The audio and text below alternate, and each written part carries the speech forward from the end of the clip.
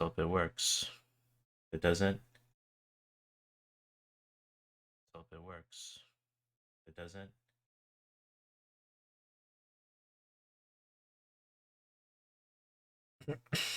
Okay.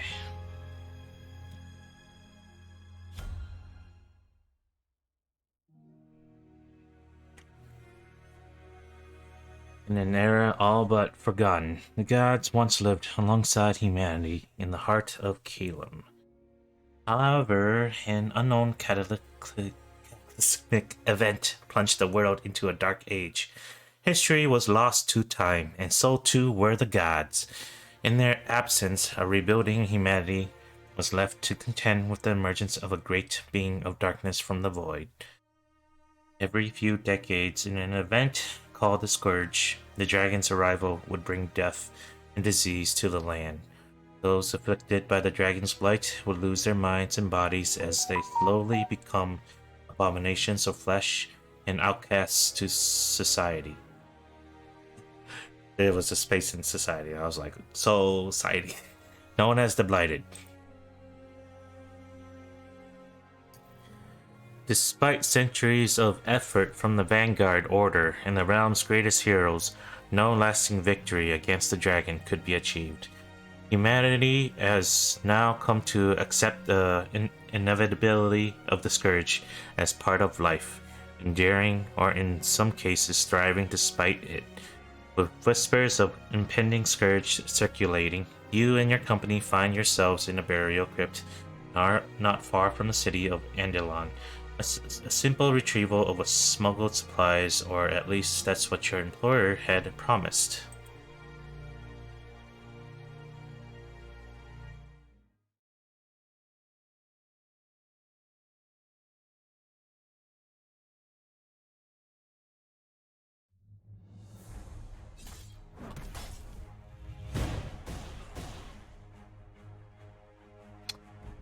Damned grave robbers. Stay sharp. No doubt his companions will have heard that.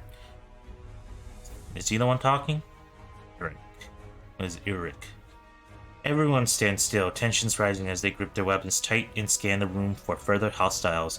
You hear a muffled shout from someone in an adjacent corridor, likely directed toward their now deceased associate. The sound of quickening footsteps soon follows, and three figures burst through a doorway at the far side of the room. Continue. Maywin. Shit! Should I go and alert the others? Eric shakes his head, eyes fixed on the enemy. No time for that. We have no choice but to fight. Maywin... Is it this lady? Begin combat. Survey the battlefield by using WASD. You can also pan by holding M3 and moving the mouse. This. Okay. On their turn, each character can move as many hexes as their movement stat allows. By moving into a green hex, they can still perform an action forward. To cover more ground, they can sprint into the dash gray hexes, but doing so will end their turn. Okay. You can swap places with an ally by moving into their location. Swapping is useful for setting up attacks or for getting an ally out of harm's way. By holding shift, you can draw a custom movement route. Okay. To undo a movement, click the undo button on the hotbar and press the hotkey assigned to it, E. If you take damage or trigger a stage hazard, you will be unable to undo your movement. Okay.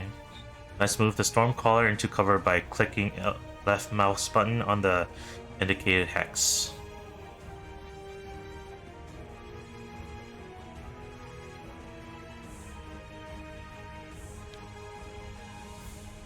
Go here, right?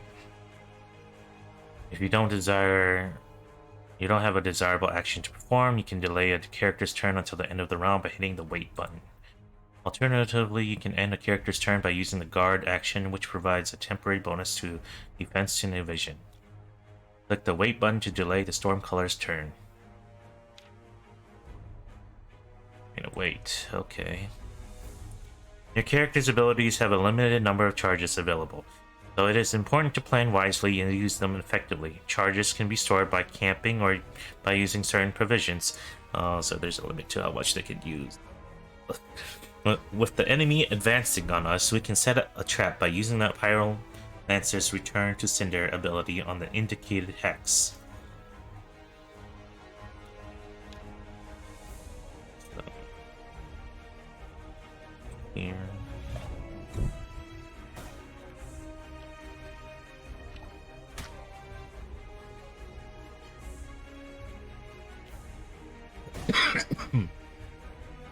That barely did any damage.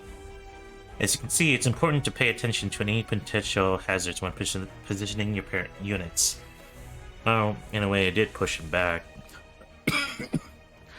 Some abilities are able to push or pull targets by forcing targets into obstacles and terrain. You can inflict bonus damage and other harmful effects. Move the Pugless into a position and use his Crescent Wave ability to push the enemy into the pit. Go here. And then use a Crescent Blade. Boom. What? He's still alive? I thought if they go in the hole, they die. Okay. You want me to move him over here and then kick him in there? Every character on the battlefield exerts a zone of control on hexes adjacent to their position. The unit cannot leave the zone without suffering an attack. Oh. Of an opportunity from their foe. This mechanic helps to lock down enemies and prevent them from reaching you, your more vulnerable characters. Oh. Serve your stamina and keep them busy. Each character has a basic attack which has unlimited uses. While unique abilities are guaranteed to hit their target, basic attacks are subject to an accuracy and evasion check. Form a basic attack on an enemy by clicking left mouse button on the indicated hex. This is a basic attack. He is holy damage. You have a clear view of that archer. Take him down. Okay. Most attacks and abilities are subject to a line of sight check. When targeting, a red eye indicates that there is no line of sight, while a yellow eye indicates a partial line of sight. Okay. Large obstacles, such as pillars, can block the line of sight entirely. When a character has no vision of an enemy, they are unable to directly target them. Smaller obstacles, such as barrel, crate, or character, will partially obscure line of sight under the right circumstances. A target who is partially visible will receive 50% less damage from attacks. By taking cover directly behind a small obstacle, you can look over the obstacle and gain full vision of an enemy while remaining only partially visible in return. Oh, okay, that's nice. Stormcolor's Conduit ability can devastate a single enemy from range, but takes a few turns to channel. You can see where a channel will finish by looking at the blue indicator arrow on the turn order. That's when the ability will attack. Select the Conduit ability and target the enemy archer. So, okay. Hit him.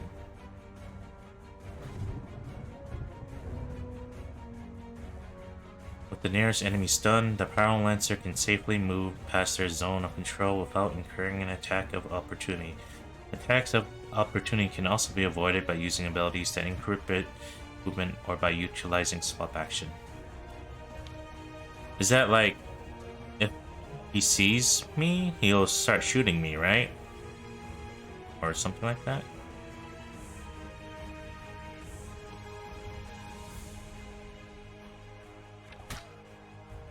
Oh, I thought he was stunned.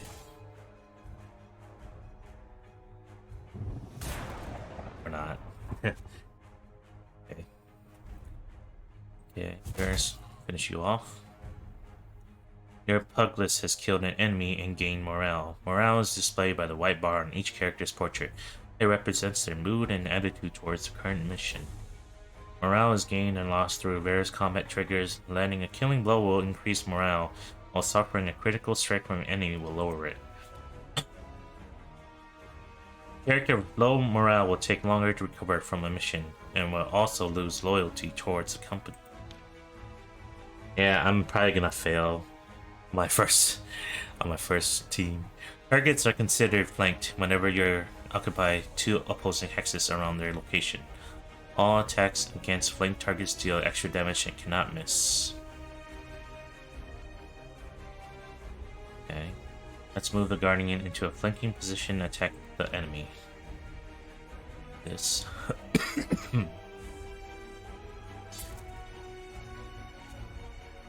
Time to end this.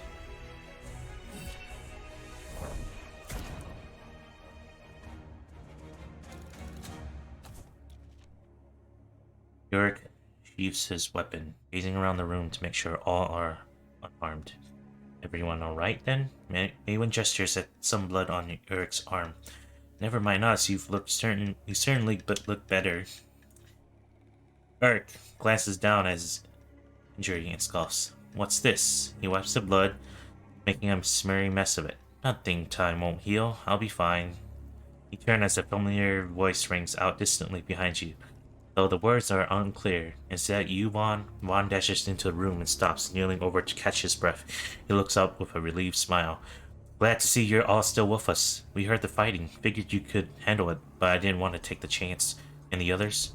Vaughn points back in the direction he came from. Torn and the rest are still searching. Surely there are better places to stash supplies, but I suppose those smugglers had little choice. At least we're getting paid well to retrieve them. We've been in worse situations.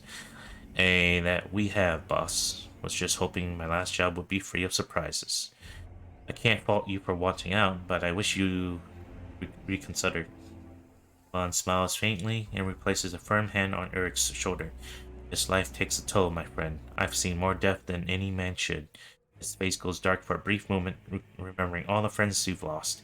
Your trusted advisor, Elrek, steps out from beside you with hands raised, bringing a halt to the conversation. Alright, now. There's plenty of time for talk later. It's going to take a while to scour this place, even with the others' help. Right, I better get back to Torin and the rest before they find themselves lost. Watch your backs. There may be more of those thieves in here, or worse yet. Juan looks back over his shoulder, nodding in acknowledgement. Let's get moving.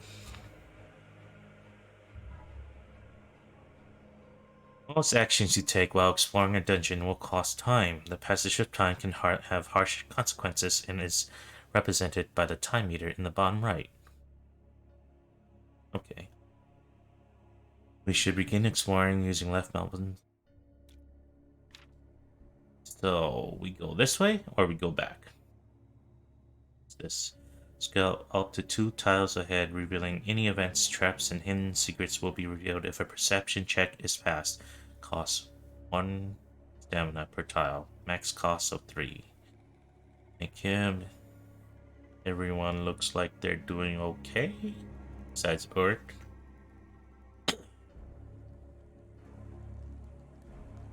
I'll go with the map legend. Okay.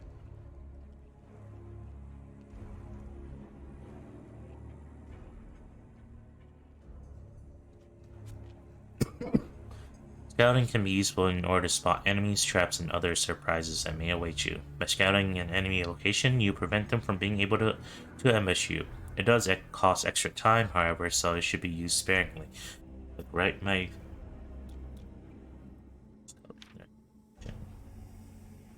Gotta use right. No enemies. We're okay. When interacting with an exploration event, you will often have multiple choices available to you. Sometimes costing various amounts of time, your characters will have their own opinion on the choices you make, which can affect their overall loyalty to the company. Some actions require a stat check, and the character with the highest relevant attribute will be chosen for the task. The character in question will give you feedback to help you gauge their chance of success. If you have any tools with you, they can be consumed to boost the chances of successful action, or to perform a unique action to otherwise wouldn't be available to you. So this is the limit of what I can do each day. You spot a discarded pack up ahead, likely dropped in haste by the grave robbers when you alerted them. Don't expect to find much of value, but it's not like they're be coming back to claim it. No sense in leaving it for another to find. Take whatever looks useful. It'll take me one. Okay. It belong to someone else. We should leave it be. I will just take it. Cyrus didn't like that. Maywin liked that. Receive small health potion. Receive bandage. Receive tools. Hey, we got some nice things. We'll go ahead. Using provisions during exploration. Provisions can be used both in and out of combat. While exploring, you can access your provision inventory in the bottom left menu or by pressing I. Like other actions, provisions used during explorations have their own associated time cost. Our Pyrolancer, Eric, is hurting a bit after that last encounter. We should use a potion to restore his health. Over here. Some moves.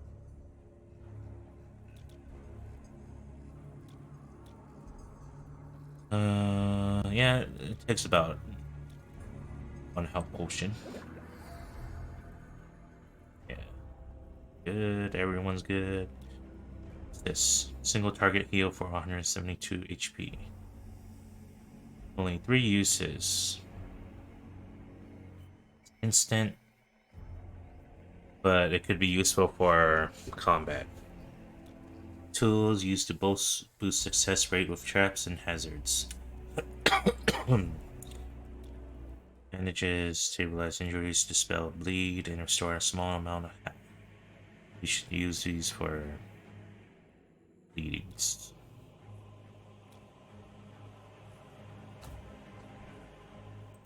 Go this way. Oh, fuck. We're gonna get ambushed, man. I should have just used it. Deployment phase. During the deployment phase, you are able to reposition your party ahead of combat. Left mouse button on any character to move them, and click again or really bell attacks to confirm their new position. Once you're satisfied with their formation, click the Start Combat button to proceed. So I don't really know how good they are.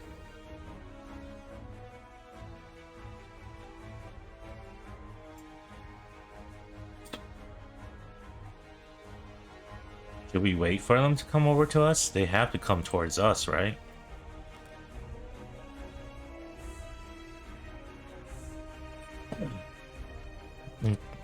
If there's only that one tile, and this guy will try to come down this way. Maywin Millsburg. You will stay.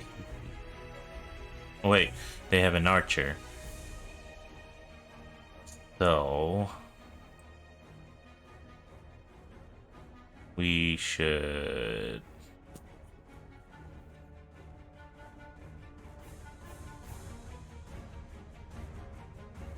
okay, so I'll position this guy here, and he will try to come over here, and then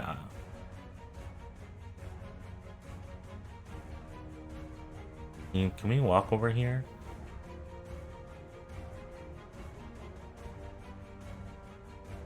It doesn't look like we can walk over here, right?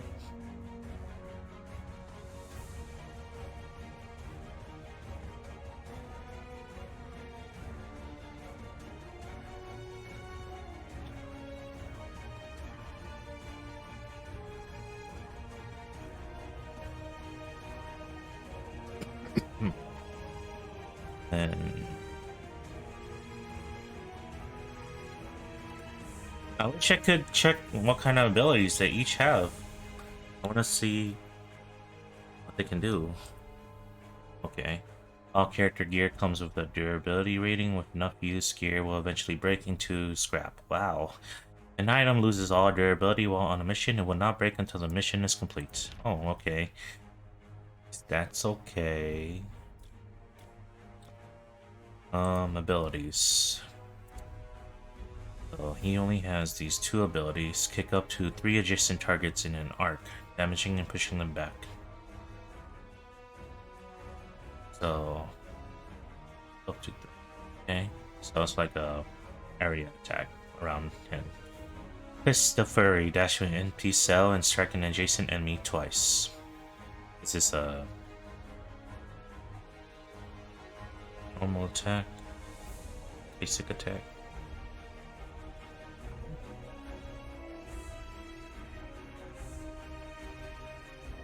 Skill, okay. Oh, he's nice to have for close combat. Let's give him here. Ball of lightning that hits the primary target and arcs to all adjacent targets for 75% damage.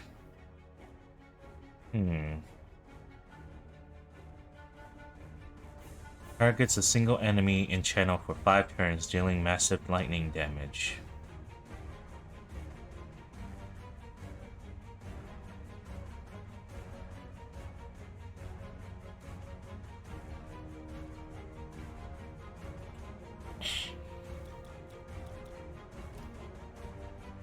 Damage a single adjacent target, applies burn.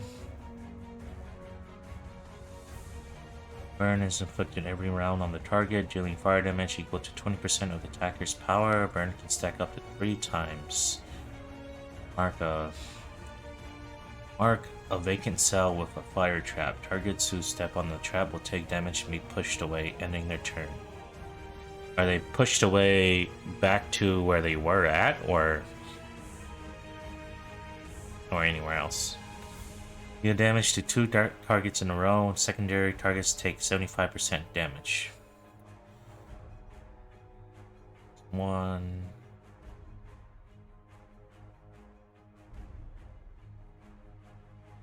So, is it like a jumping? Like it jumps from one enemy to the other, if the enemy's right next to it, or? Because the range is only at 1. Unless the attack is 2, but I don't know. Oh, yeah, to test it, James. Abilities. He has a single target. And for 4 turns, applying a damage shield on herself and her target that lasts for 2 rounds. Okay.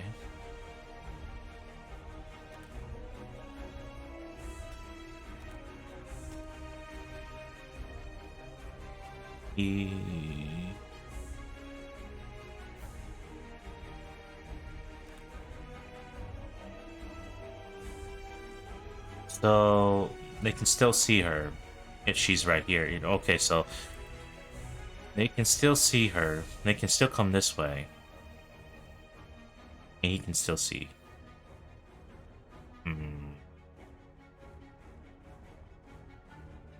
Should I just wait until they get closer?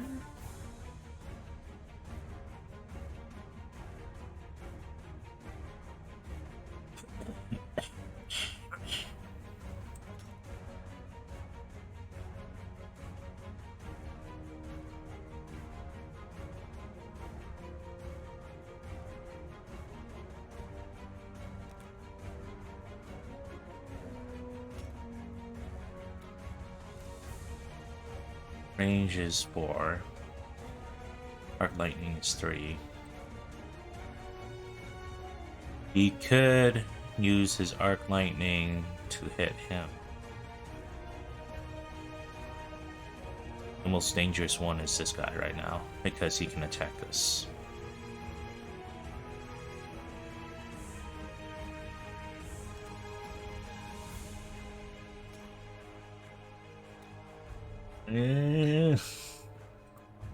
Let's go. Oh, I play as him first. Okay. Oh, we're gonna break this.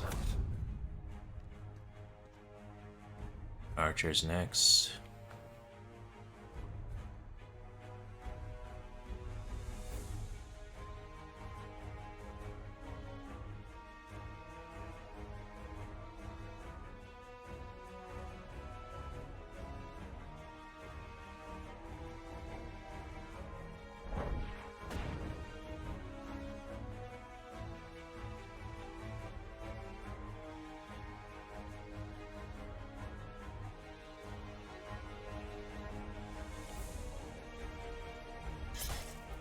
What, miss?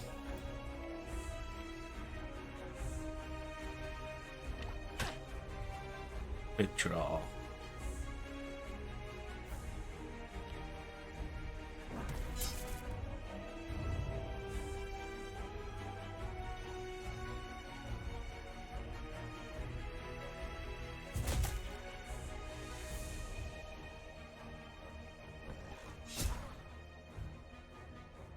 Probably doing this all wrong.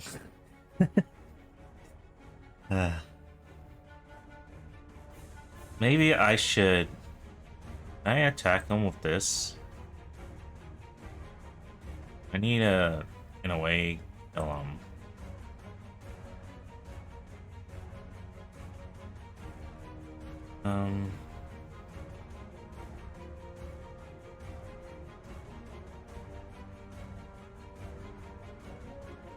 I need to be 4 range.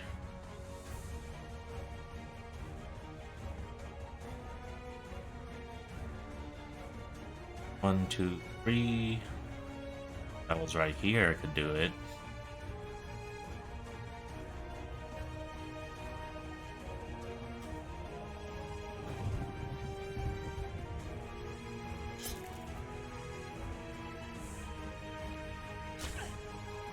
Ah, she's getting beat up. I'm terrible at this, huh?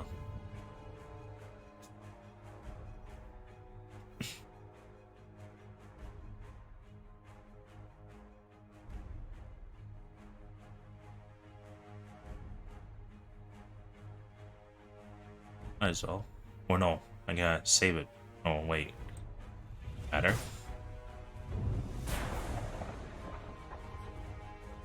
Some enemies have passive abilities. Those undead skeletons are able to reanimate after being defeated. To prevent them from reanimating, we need to target and destroy the power bones. No, not Dark Souls. Not like Dark Souls.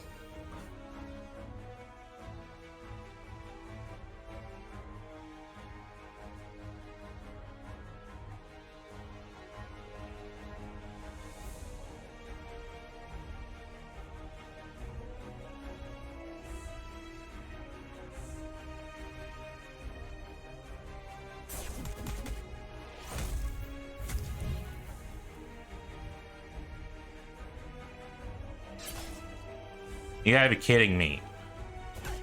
Miss, you suck. Revives in 1 turn.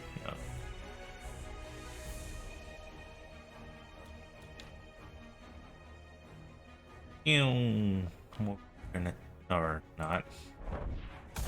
Get him. Break him to heart. Got scrap.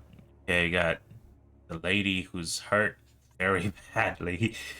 You're gonna need this. You're okay. Grab some money. You signal a halt as a faint and distant rumbling becomes audible, steadily growing louder and closer with each passing moment. Look up, noticing cracks forming in the ceiling as small red rocks break off and fall to the floor around you. Eric bumps against you and tugs you at your arm, urging you to run. Haven, we need to move! Breaking into stride behind the rest of your party, you still glance back to see the corridor collapsing in a cascade of falling stone. Across the threshold into another chamber, diving to the ground as the path behind you is quickly closed off by the crumbling structure. A lot of dirt and dust obscures your vision, but the rumbling and crashing comes to a halt as the pieces of debris can be heard. Everyone okay? You look around as the dust settles. Aside from a few coughing fits, everyone seems to be unscathed. What the hell was that? An earthquake? Might have been, or those grave robbers tried to force their way into some place they shouldn't. Or expects to cave in passage, lightly kicking at some rubble in the ground. Regardless, we'll have to find a way out. One of the others and the supplies we're supposed to locate. Eric places a reassuring hand on Maywin's shoulder. Vaughn and them were on the other side of the crypt. I suspect they're fine, or at least I hope. Our priority is to find them. Hopefully they've already retrieved the supplies. We could do a little luck. So we can't go back? Or what? Looks like it's this way. This way is completely blocked off. We don't need to look another way. Oh, so there's like a rock that's blocking the way. Okay. What is that? Enemy preparations. Your foes are now well aware of your presence and have prepared accordingly. Increase the chance of ambushing remaining encounters by 10%. What? Oh, it's because of this. As time goes by, okay, as you explore that, the application of various time modifiers will present new challenges for you to overcome. With each time modifier applied, your party will slowly become unnerved and suffer a small loss to morale. Due to these factors, it's important to be efficient and spend your time wisely. See which modifiers are currently active next to the time meter on the bottom right. No!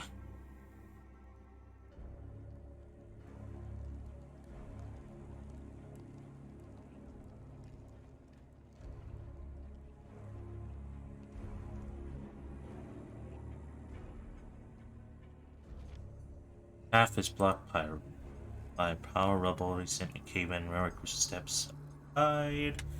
It's so bad I can see a clear path ahead. Just need to move enough this rubble so we can squeeze through.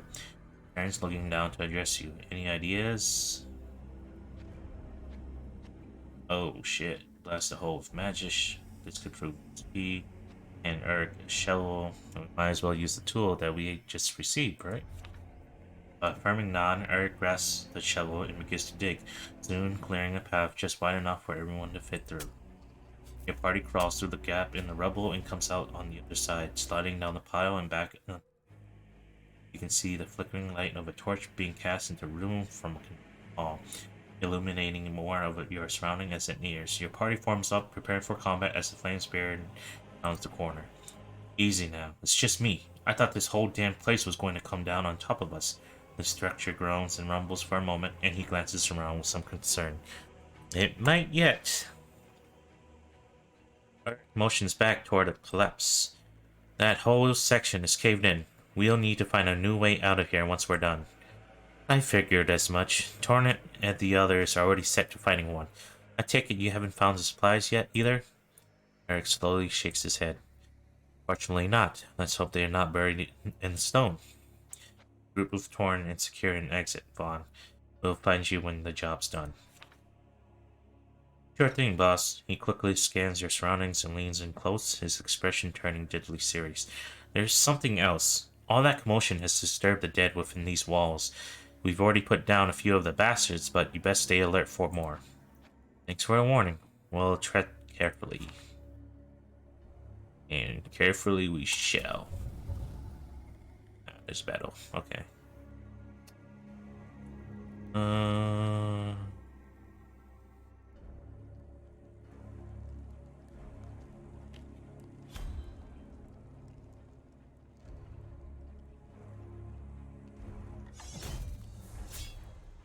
Okay. They're down here. We should all move up here.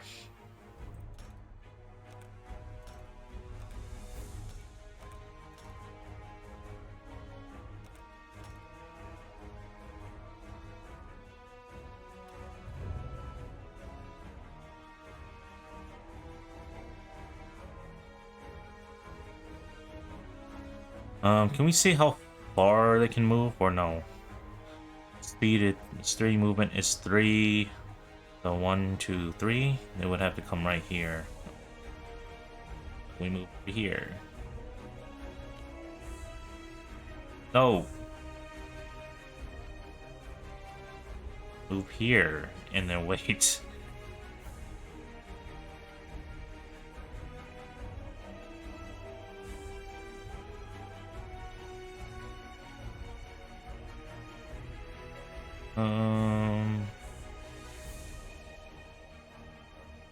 Over here.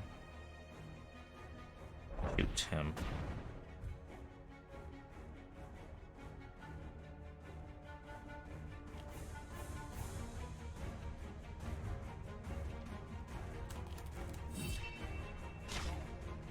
Wow, why is that a critical hit?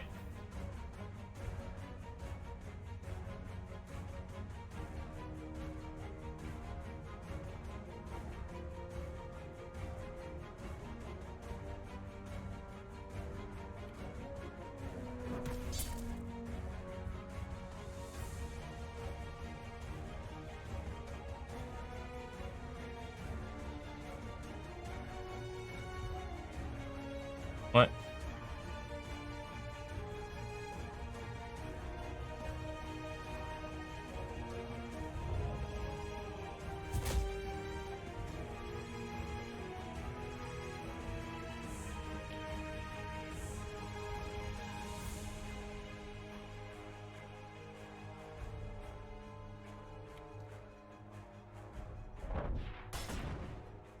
Yes.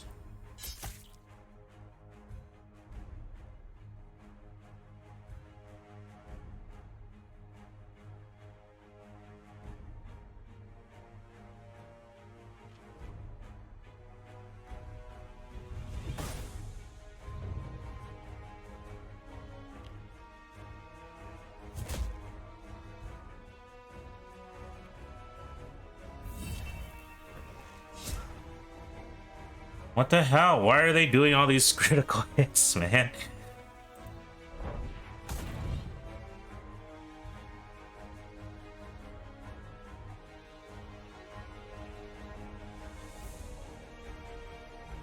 We shall wait here. 50% damage. No, wait here. Wait here. Wait here. What's that? When falling rocks, okay.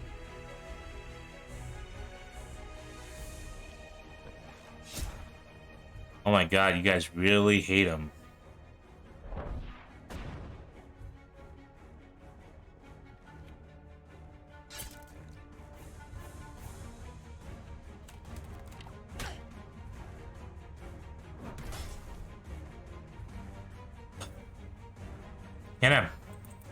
Can't attack. Really?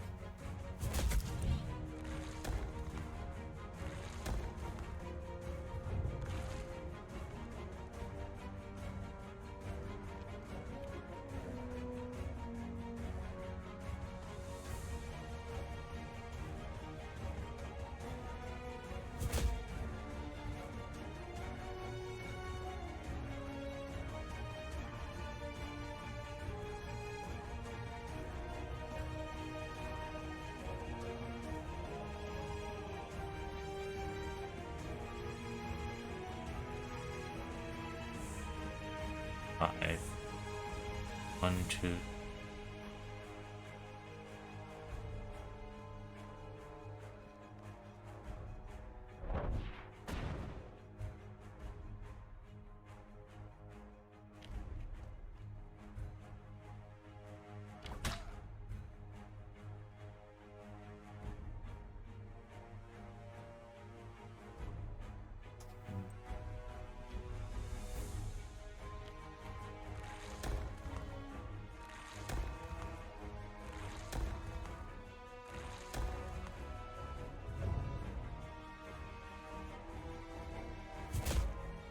Oh my god.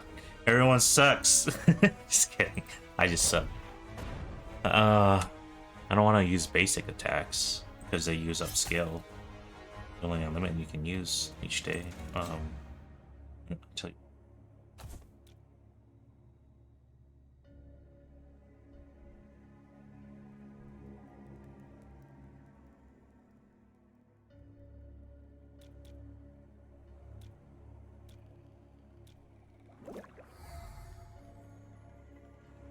You're supposed to be the tank, but you not doing your job.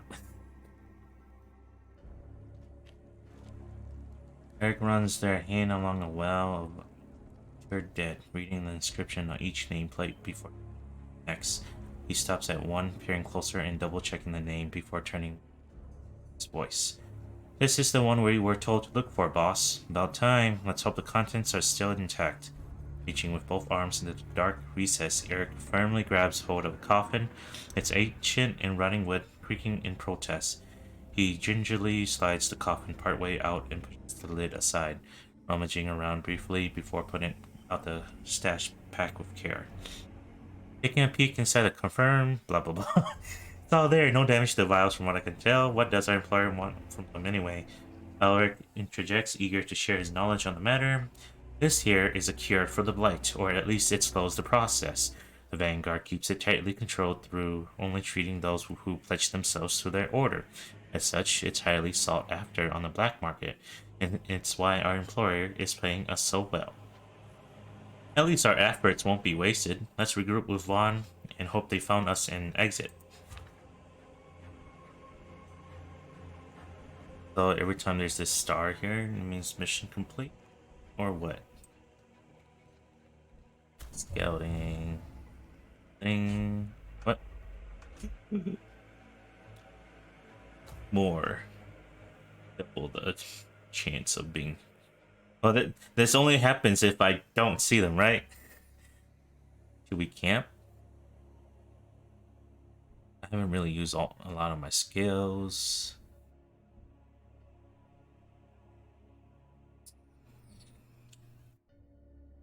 I'm not sure. Did I? Maybe. Good. Let's crown me. Treasure. You hear a sudden movement in the darkness ahead, the sound of bones rattling and scraping on the stone floor. Bright green eyes turn towards you, and the undead being lets out a bone-chilling screech as it shuffles forward into light rear torches, moving faster than its size and awkward gait would suggest was possible. Prepare yourselves to fight. It's a boss fight! No, I should have went to sleep.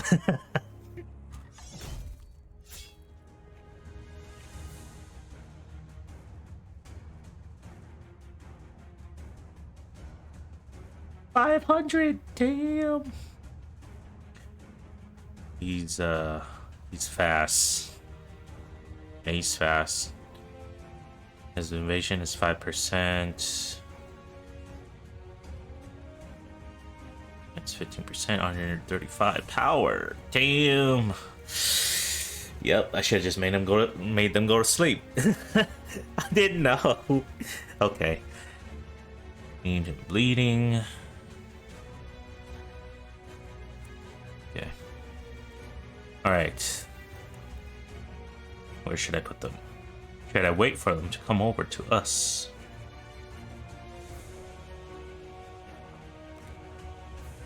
Yeah, let's wait till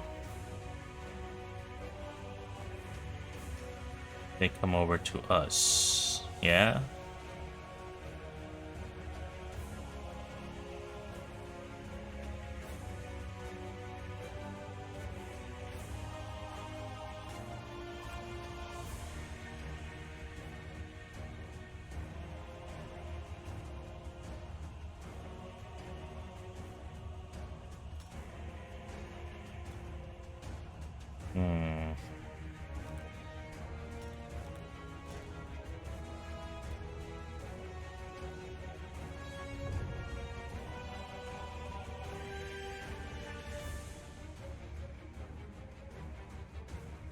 Let's wait. Ooh, I could put a trap there, can't I? Can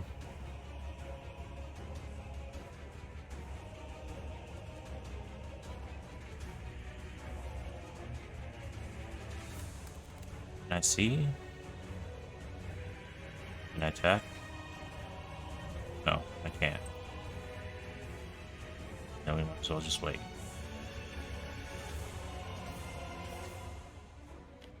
Switch here. Whoa, shh. That does not sound nice. They say it's okay to walk over that. It's just when you... Can I... How much movement am I allowed to have?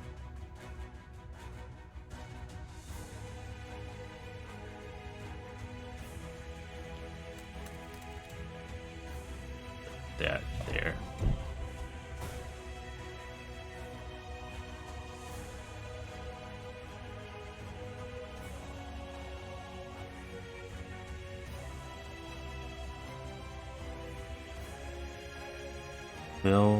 You'll get hit by it and they will rush in. Yeah. Can I attack? No, I can't. Okay, we'll just wait. Wait. Great. Come on. Go in.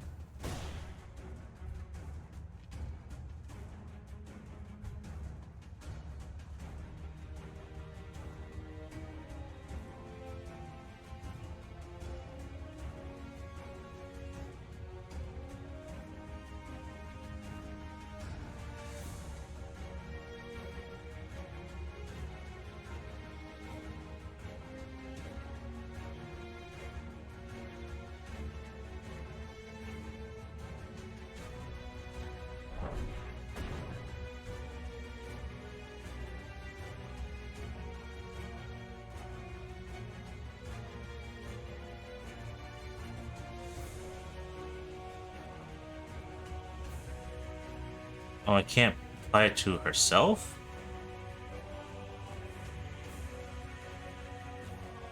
Oh, her and another teammate. Right? Nope. I don't know. I don't know. Is she on a daze now? Oh my god. I am messing up.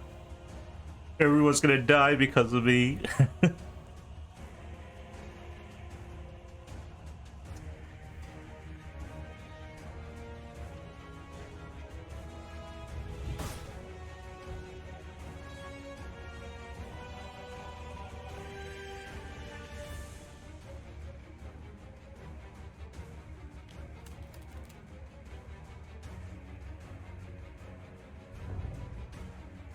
Oh wait, what? So movement. Go here. Kill him.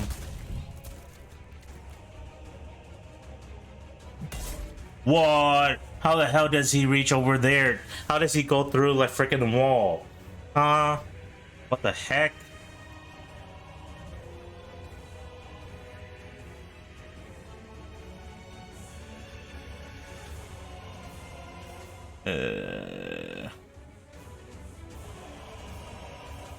Here. Do this.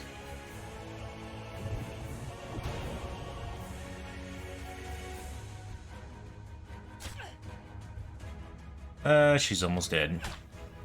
She's hella almost dead. 2 more hits, 2 more rounds, and she's dead.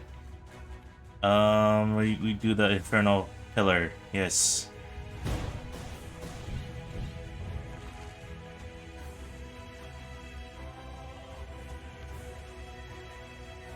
And then we do the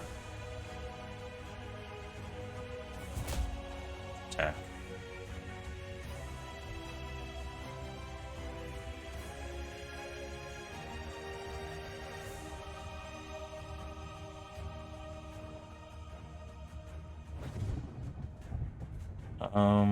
We're gonna have you heal.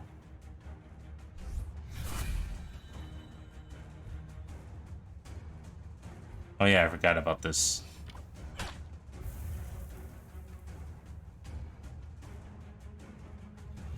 Bitches.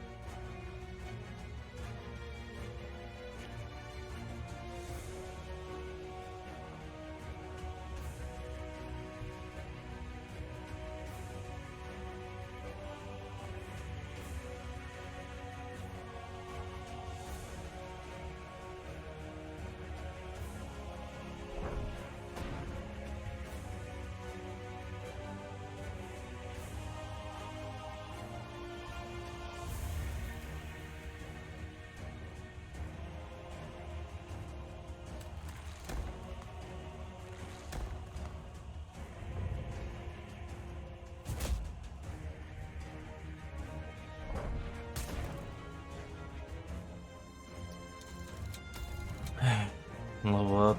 When a character gains enough experience points, they will level up. are 6 attributes for into stuff. Each one contributes differently to your character's combat statistics. Or this is denoted star next to the attribute. So that's their main. Ability points are used to upgrade or alter the effects of a character's abilities.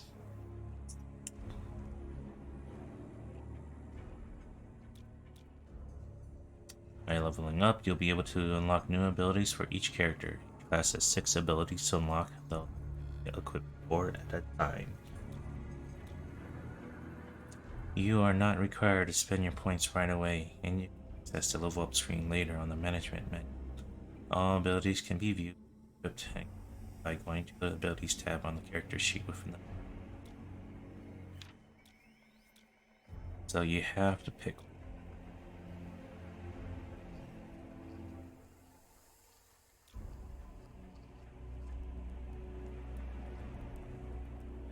This guy's the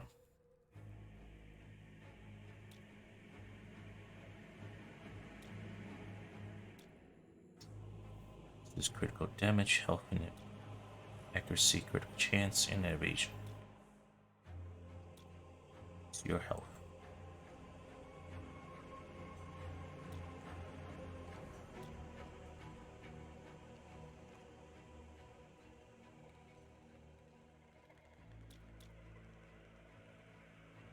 Accuracy is only at 77%.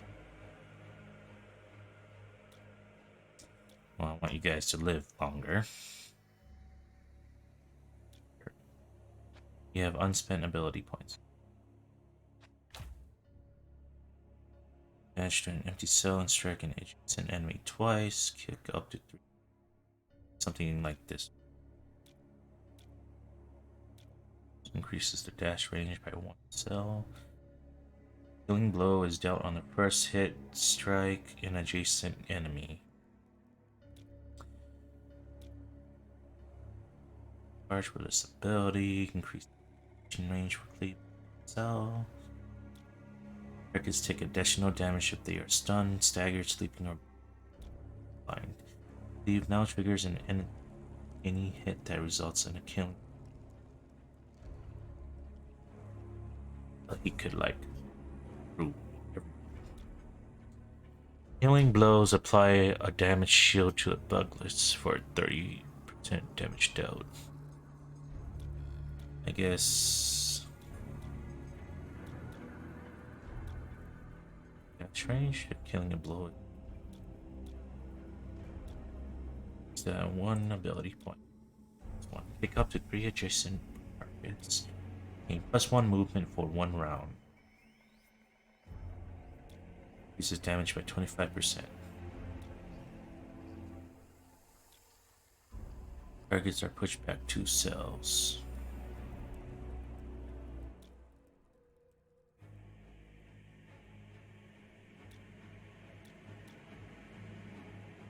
Push is removed, but now hit all surrounding targets.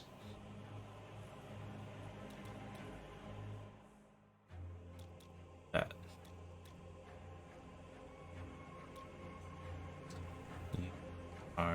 Increases critical damage and perception. This is power.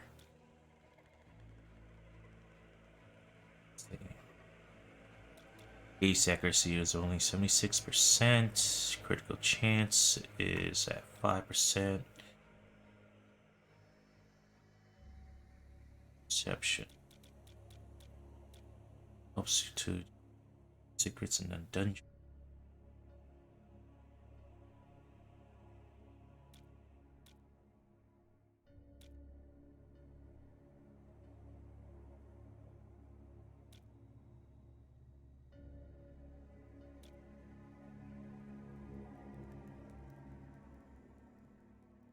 Critical chance.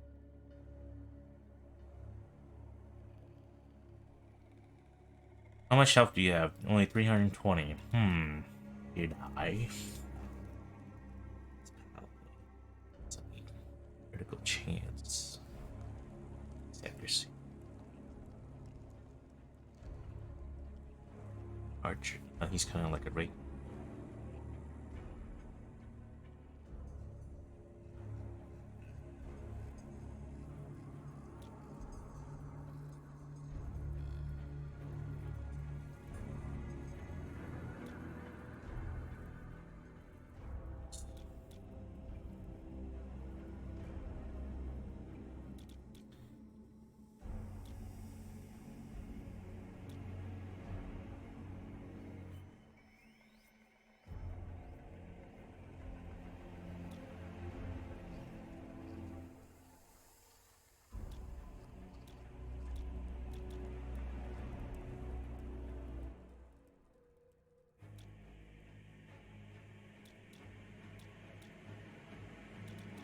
Wonder how they learn newer abilities.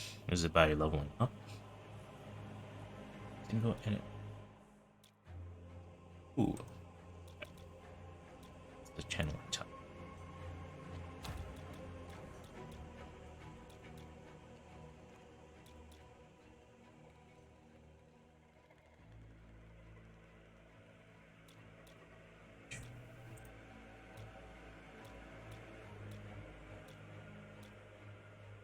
And Samurai. Critical damage. Perception. Critical chance is so low. It's kind of like not really worth increasing critical damage.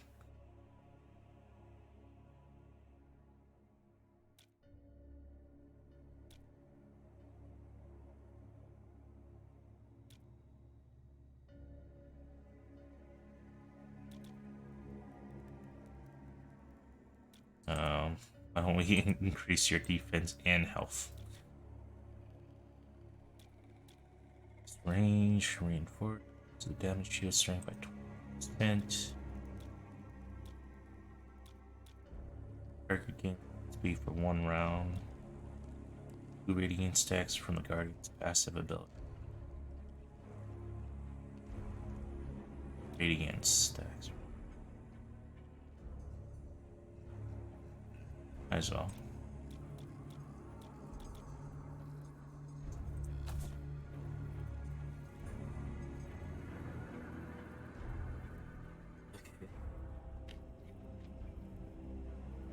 We should all take. Let's camp. Making camp during longer missions. You can make camp in order to rest your party and apply various bonuses. Camping does not cost time and instead resets the meter to 0.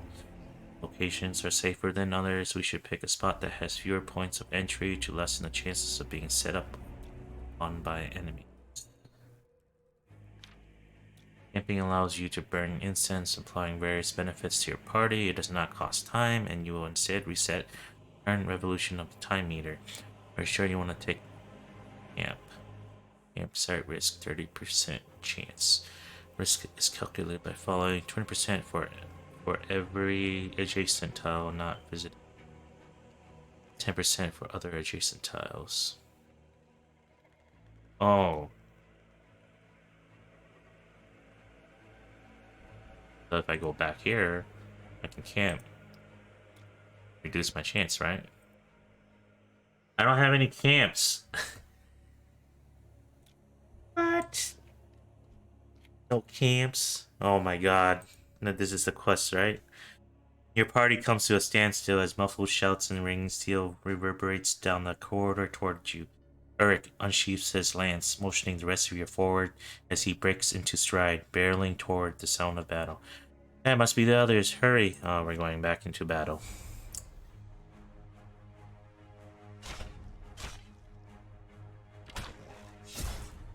Everyone's dying.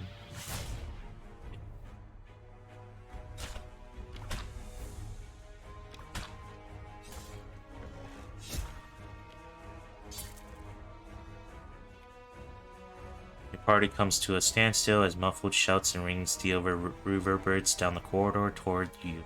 Eric unsheaths his lance, motioning the rest of you forward as he breaks into stride, barreling toward the sound of battle. We literally just came in and then just slashed one enemy. That must be the others. Hurry, continue. With the last of the undead dealt with, Vaughn hails you across the chamber with a flick of his hand, a relieved smile forming upon his face as he strides closer to meet you. Did you find it then? The exit's just beyond here. Been trying to keep it clear of the dead, but they just keep coming. Pile of bones near Torrent's feet suddenly begins to rattle, and the eyes of Skull reignite in the bright green as unseen forces attempt to... Took you all long enough. Von here was getting all worked up, thinking the worst. The crypt groans once more, the ground beneath you shaking ever so lightly. I don't expect this structure will hold out much longer, Kindler. We're best not linger. Eric raises his torch high, inspecting the ceiling above as small pebbles break away from it. A device, I reckon. We got what we came. Injury recovery. After a mission, you will want to seek treatment for any injuries your party has incurred. While an injured character can still fight, injury penalties make them less effective. In order to fully recover, you must pay for the treatment at a city's infirmary. Some injuries require prompt treatment, otherwise they risk permanent damage or death. Number of killing blows.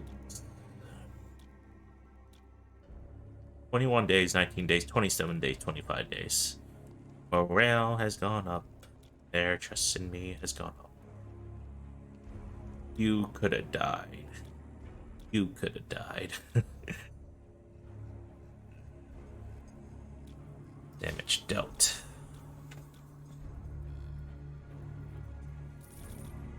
Grab. Wait, do we sell these? No, I don't want them to be sold. I just want to keep it.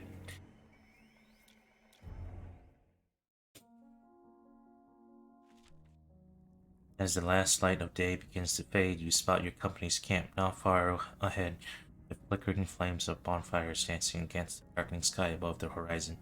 You stroll into camp. The celebrations of Vaughn's retirement were already well underway. After many hours swapping stories and sharing drinks, all eyes fall on Vaughn as he steps atop a nearby crate with a drink in hand, raising his voice to pierce through the ruckus. Now you all know I'm not one for lengthy speeches, but I'd just like to say that it's been an honor to fight alongside each of you over the years. I dare say that I even consider some of you among my friends. He grins, met by the chorus of laughs and cheers. It hasn't been an easy road, but I've been a fortunate man. Not everyone gets out of this mercenary life on their own terms. I hope you all one day get the same chance. He raises his cup and I toast to you, my friends. There has never been a finer company. You're here. The crowd responds with a burst of applause and cheers enthusiastically, raising their drinks and sending a shower of ale through the air. Your gaze is met by Vaughn as he points his cup towards you, and you nod your head in a friendly acknowledgement before turning about and striding off to find your tent. With the celebration continuing in your absence, you brush aside the flap to your tent and settle inside, starting your weaponry and tossing it near your bedroll. You turn to find Alaric in your presence, no doubt eager to discuss business. Hope I'm not disturbing you, Kindler. I was on my way to pay the horses a visit and prepare us for tomorrow's travel. He gestures to the pack slung around your shoulder, containing the contraband you recently retrieved. It's probably best if I store these vials on one of our carriages. You gently slide the pack off your shoulder and place it on his upturned hand. Well then, I'd best take care of this.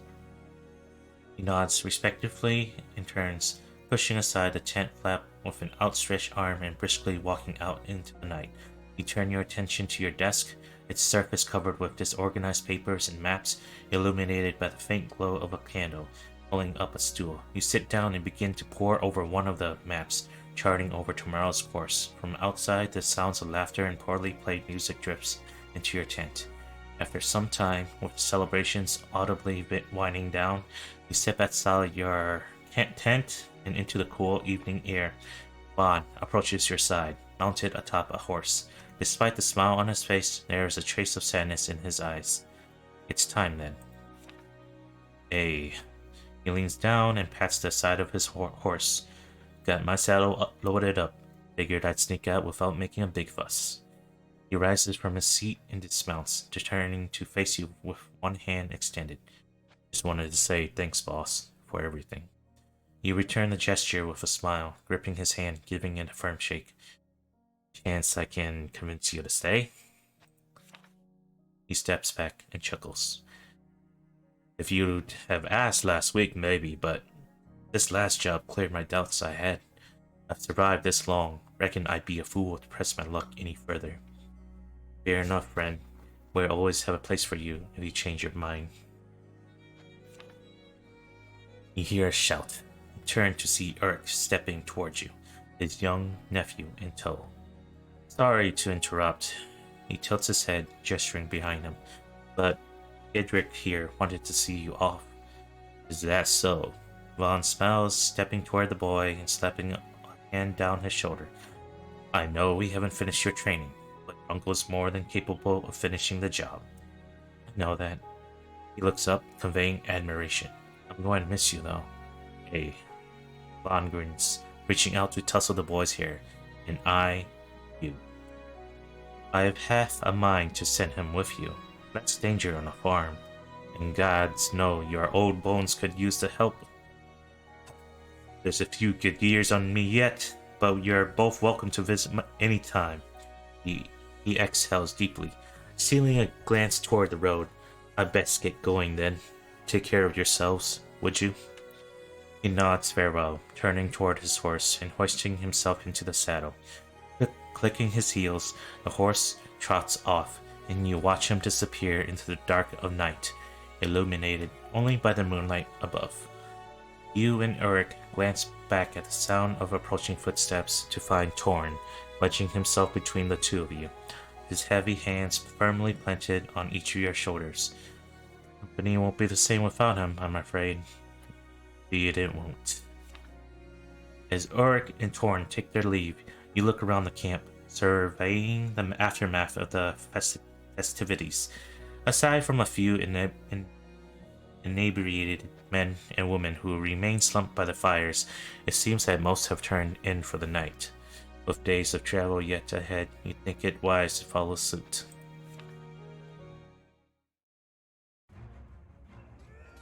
You bolt upright from your sleep, awakened by the blares of a horn from somewhere in your camp, an alarm being raised, the sounds of frenzied battle all around you, and you scramble out of your bedroll, taking up a nearby sword. Alaric bursts into your tent, an orange glow briefly visible behind him as the flap is flung aside. Kindler, we're under attack! Winded, he takes in a few deep breaths. There was no warning. The carriages. He raises his hands, trembling with frustration. Everything's been taken. We need to regroup with the others. Have you seen Ulrich? Alaric wipes the sweat from his brow, shaking his head. Didn't find him. With his nephew, I hope. You meet Alaric's eyes and nod in agreement. With a firm grip on your sword, you step past him, reaching your other hand towards the tent flap and preparing to step outside. You glance over your shoulder. Let's move. Stay close. You emerge from your tent on a swivel as you attempt to survey the situation. The camp is almost entirely ablaze. The heat and smoke sting your eyes and obscuring your vision. You make your way ahead, your feet suddenly catching on something as you fall forward and scramble to stay upright. Recovering your steel, a glance backward at the obstruction, one of your companions dead. An arrow flies by you, narrowly missing but finding a target nonetheless. Alaric screams out in pain behind you. Legs collapsing under him as he falls to the ground. You turn back, reaching out a hand to pull him up, but he waves you off. Leave me! I'll be of no use to you in a fight. You follow his gaze down to his leg, a blood-covered arrow stuck through it. Go! You turn and continue onward, staying low to the ground as you move, eyes scanning for any friendly faces through the smoke. Not 50 yards ahead, you spot 4 of your companions through the haze, huddled together with weapons drawn against an overwhelming number of assailants. Sucking air into your burning lungs, you urge your legs forward in a desperate attempt to reach them. A figure suddenly appears from this corner of your eye, and with a flash of pain, the world goes dark.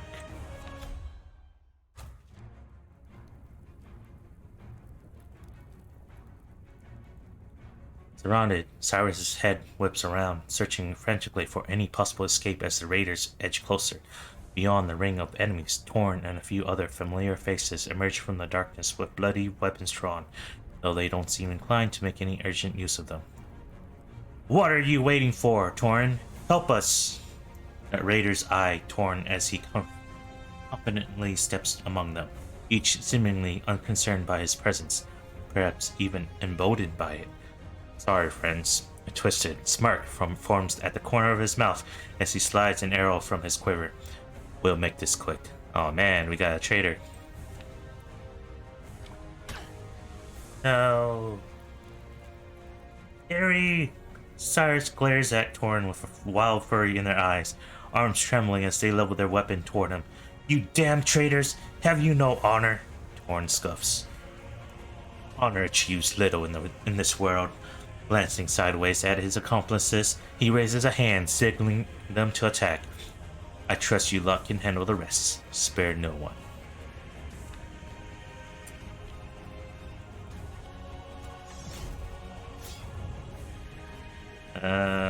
Okay. Who do we attack first? There's 3 people on each side.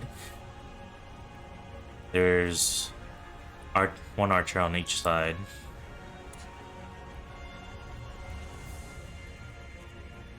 It's more easier to attack the ones this side.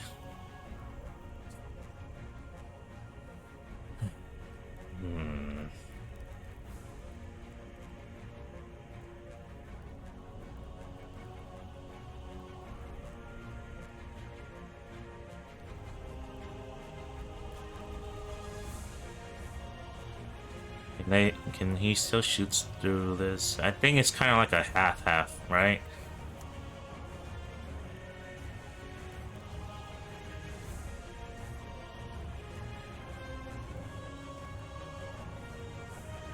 We have to move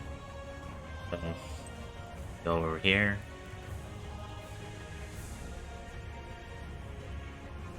Actually, 1, 2, 3.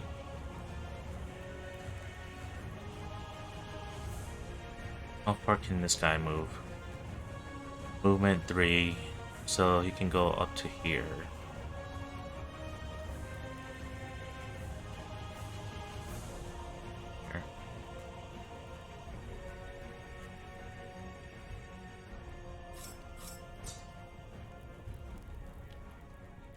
Let's attack. Bad bleed. Ooh, bleed. A quick slow one. Oh, whoa. Hey.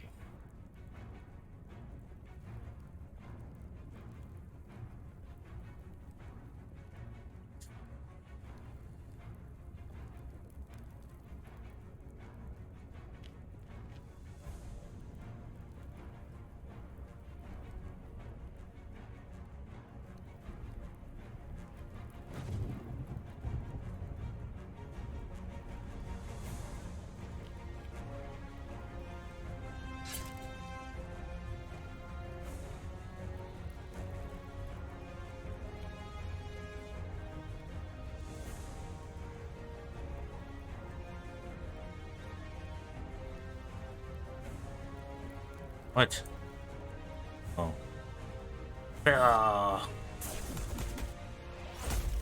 Yeah.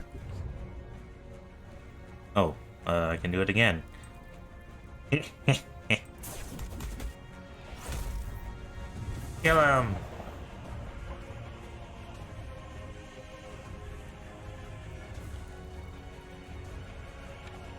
Hey, leave that guy alone. He's almost dead.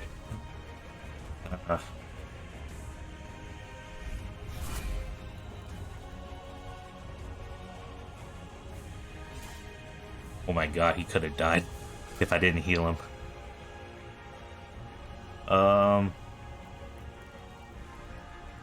What do I do? Oh, leave him alone.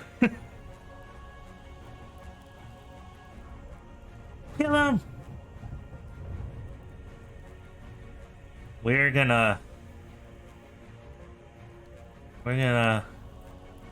move over here and beat the crap out of this guy.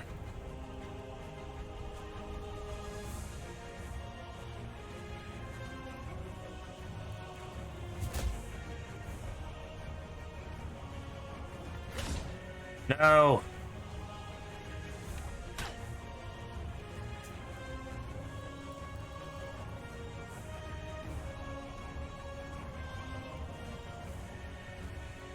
If I don't stop him, he'll kill this guy.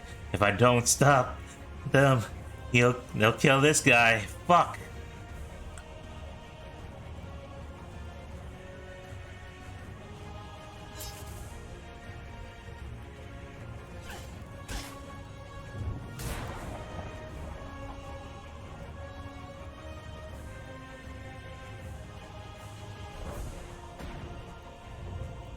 Oh wait, I should have made him move. Oh my god.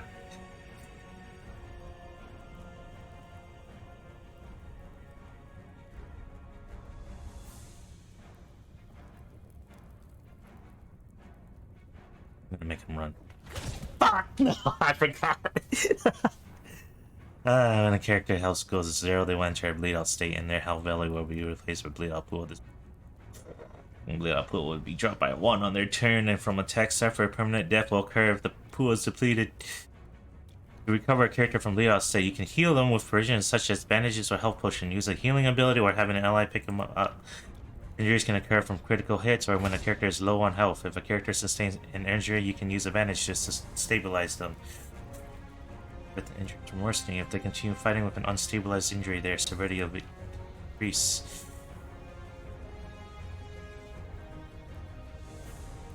Oh.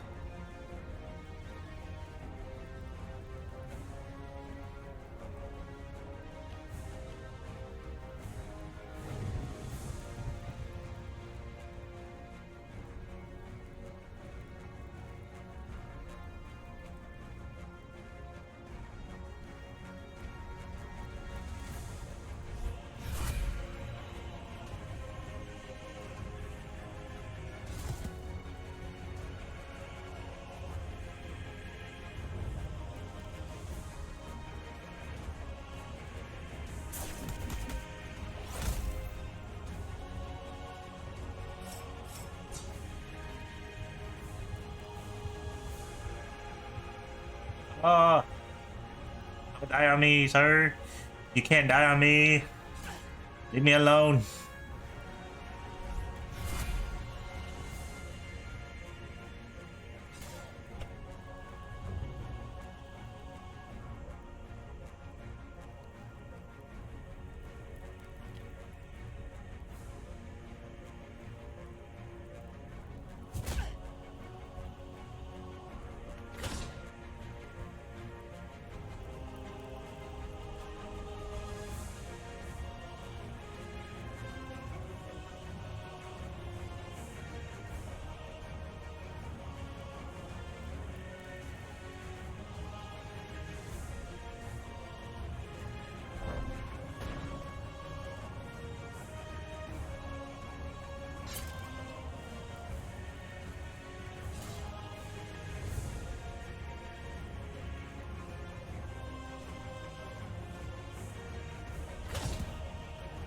No.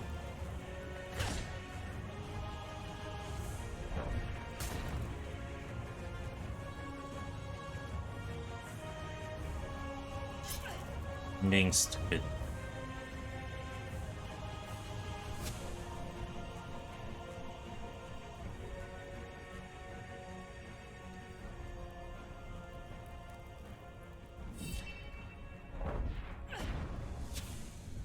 We might as well kill her before it. Ah, fuck you, bitch!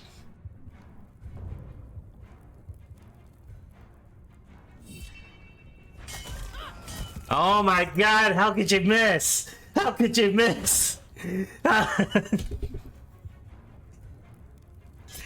It was just that one moment. You just needed to kill her. That was it. We could have survived. Everyone could have survived if you just had landed that one hit. Oh my god, no. Oh man. RNG, you bastard. Oh my god.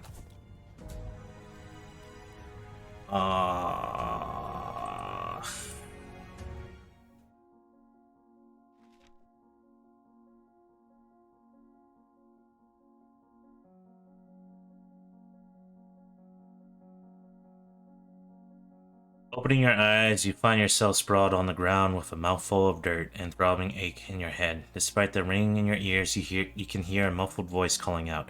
A hand grips your shoulder and you jerk at the touch, clawing at the ground and scrambling into your back. Easy now. You exhale with relief at the sight of Urk leaning over you, the early morning light shining upon his bloody, splattered face and garments.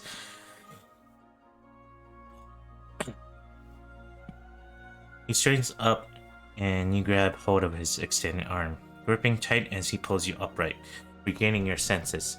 You look out at the smoking remains of your camp. Anything not taken by the raiders has been taken by the fires. Not much left, is there? The bastards took everything. He closes his eyes, lowering his head and sighing deeply. It was Torn, Kindler. He betrayed us. Torn, are you sure? Auric nods.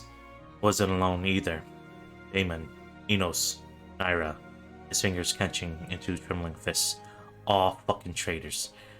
Though the anger, you notice the sadness in his eyes and realize suddenly that his nephew isn't present. Where's Gedrick? Orc glances down, slowly shaking his head. Don't know for certain, but I fear he's dead. He sighs. I was with him when the attack started, but we ran into trouble.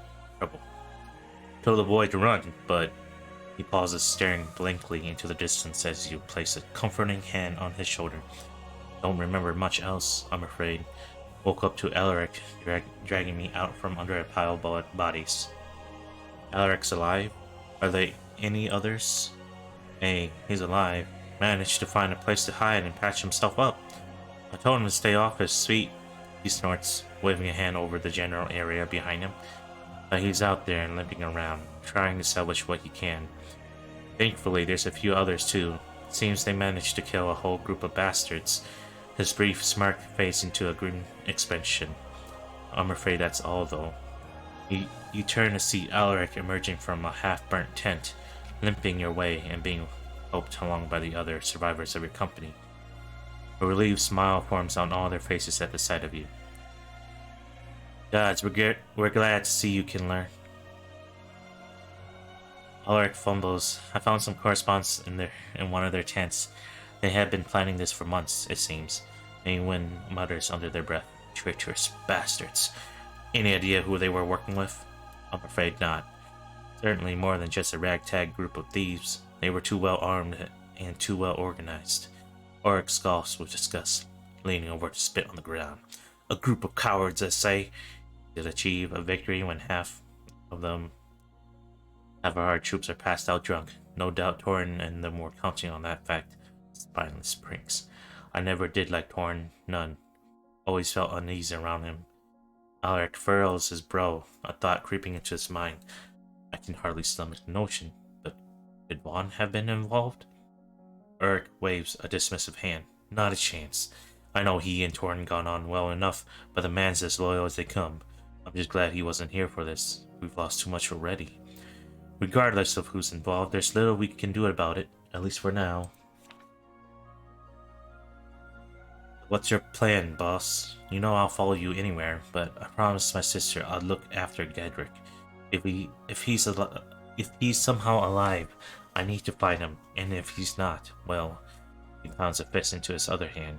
Us putting those traitors in the ground will have to suffice.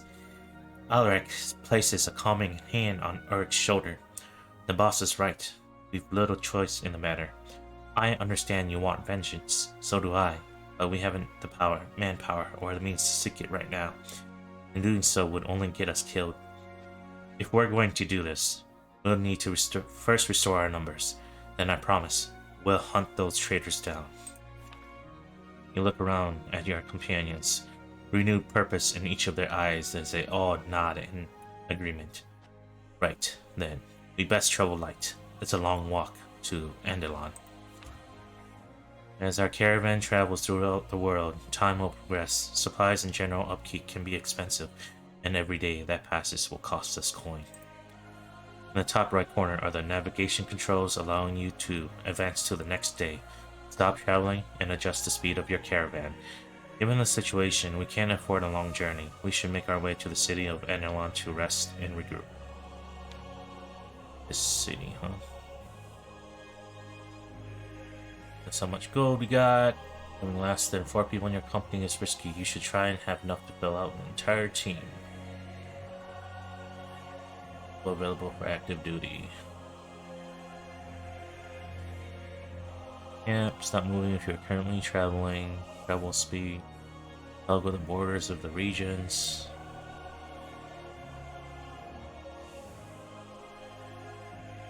You who controls the various regions.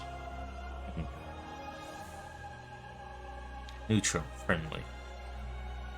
It'll take 11 days to travel, anyone. Are you ready to leave? Shore City, friendly, peaceful, but culture. Export is a bit.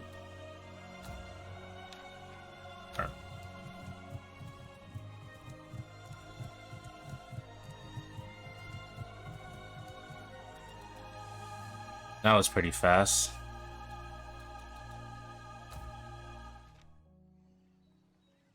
After many long days on the road, you and your companions breathe a collective sigh of relief upon entering the city limits of.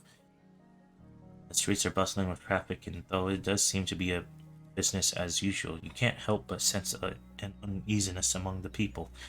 Urk seems to pick up on it as well, and with narrow-eyed eyes, he looks up to the sky. The days are growing darker, that's for sure. He gestures to the crowds. No doubt they're all concerned about the scourge. Can't say I blame him. On the bright side, there will be no shortage of work available to us, but for now, he winces, glimpsing down at his injured leg. We could all do a few days' rest. Alaric begins to shuffle around, gesturing ahead with a nod. I believe that it is this way. The morning sun is shining into your room at the inn. You rise from your bed, pleased to find your body finally free of its many aches. Gathering your belongings, you walk down the creaking stairs to the ground floor, spotting your companions already seated at the table and breaking their fasts. Morning, Kindler. You're looking at a sight better than, come. He gestures to the seat beside him with one hand, taking up a spoonful of porridge with the other. Sit. Eat. Across the table, Alaric tears off a piece of bread and hands it to you. We were just discussing our next. Alaric trails off as a man approaches the table. Your previous employer, Caldwin, sporting a puzzled look upon his face. I must say, I'm surprised to see you here. I heard about the battle. Heard you were dead. In fact, he slides into the seat opposite you, spreading his arms wide. Yet here you are. Heard it from who? Your associate.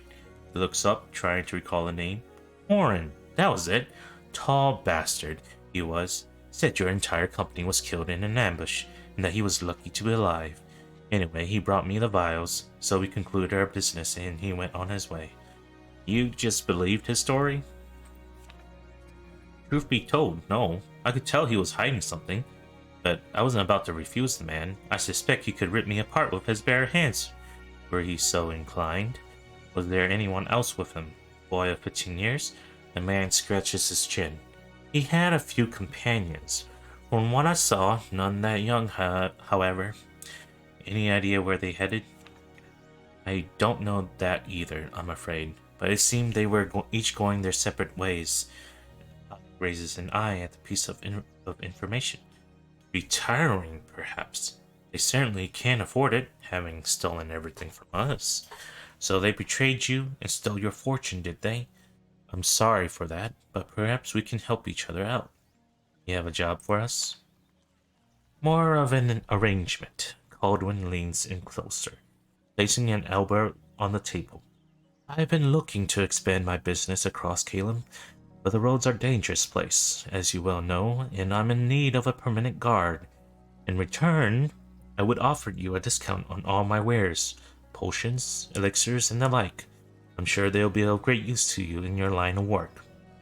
To be clear, I would not interfere with the operation of your company. Of that you can be sure. In fact, I care not where we travel, just so long as there are buyers for me to sell to. He leans back, spreading his hands across the table. So what do you think? Sounds like a fair proposal. I accept your offer. Aldwin smacks a hand down on the table. Excellent. Then consider me at your service, my friends. And as I said, where we go is entirely up to you. Alaric lifts his hand, a single finger raised. There is one problem, however. We simply cannot afford to travel anywhere at the moment. Not to mention we are without carriages and horses. You certainly had a rough go of it, huh? He waves a hand. No matter. I can supply both horses and carriages. As for funds, I hear the local vanguard have their hands full at the moment. I suspect you might find some work with them. He leans close, lowering his voice. Just don't mention my other activities. They would be none too pleased to learn of the vials in my possession. Thanks for the tip. We'll go and see them.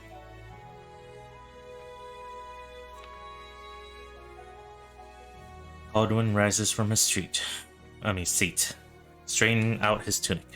I have preparations to make then. He looks at each of you, nodding farewell. I will await you at the gates. Taking a bite from your bread, you look on as Aldwin strides out of the inn. Alaric turns back towards you, fingers rubbing at his chin. You know, Kindler, I was thinking, it might be wise to retire the company name. So long as those traitors think us dead, we'll have an easier time rebuilding our numbers. And when we're ready to strike back against them, it will be us with the upper hand. Ulrich grunts in approval as he swallows the last of his drink. He's right, I reckon. That's not to draw any extra attention on ourselves, if we can help it. Any ideas for the name, boss? Favorix. Always had a nice ring to it, I thought.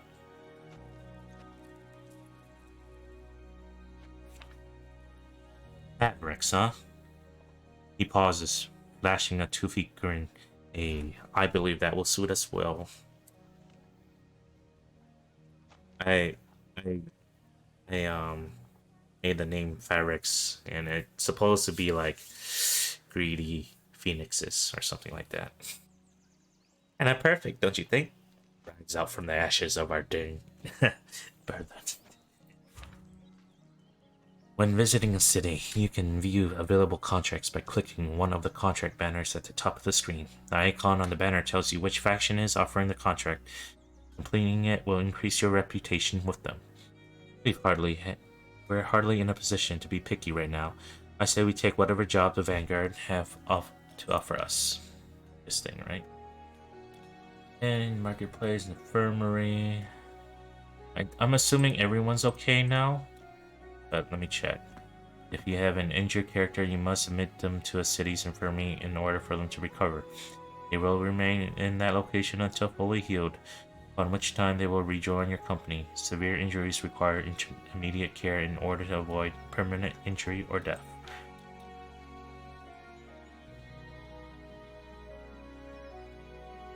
Right, had to confirm.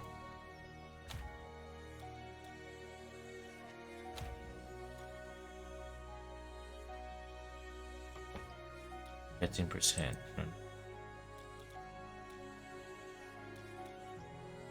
This is the Pugless sword. So expensive, I don't have money. Oh, wood.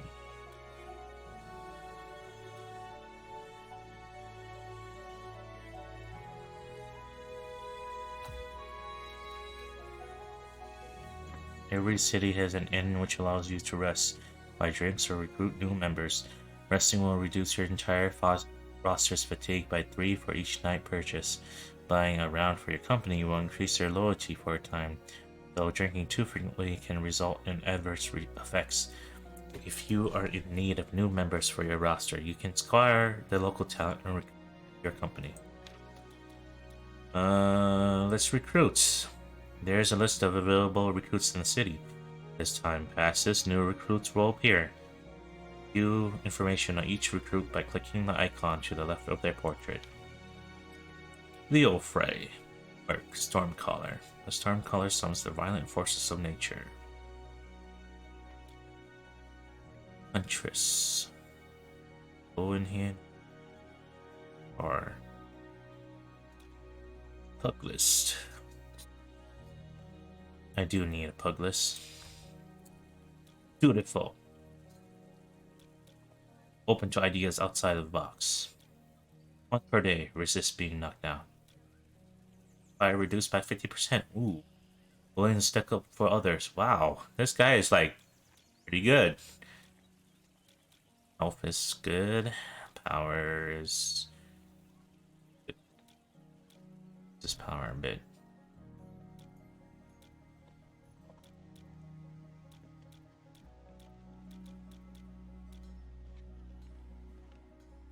Here.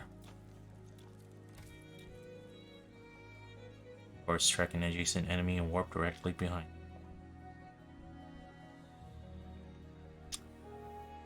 I wish it was this one.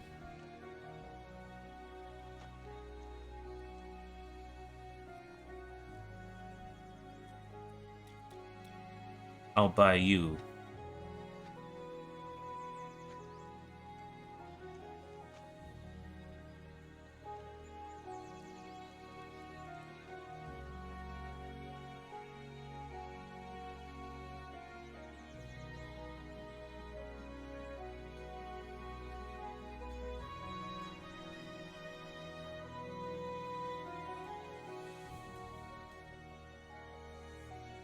I'll do this.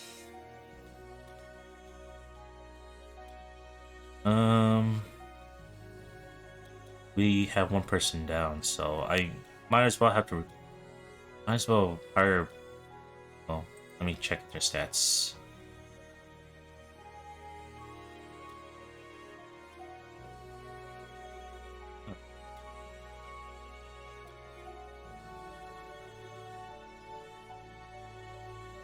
R is at 88. In a way, I kinda can't. Oh.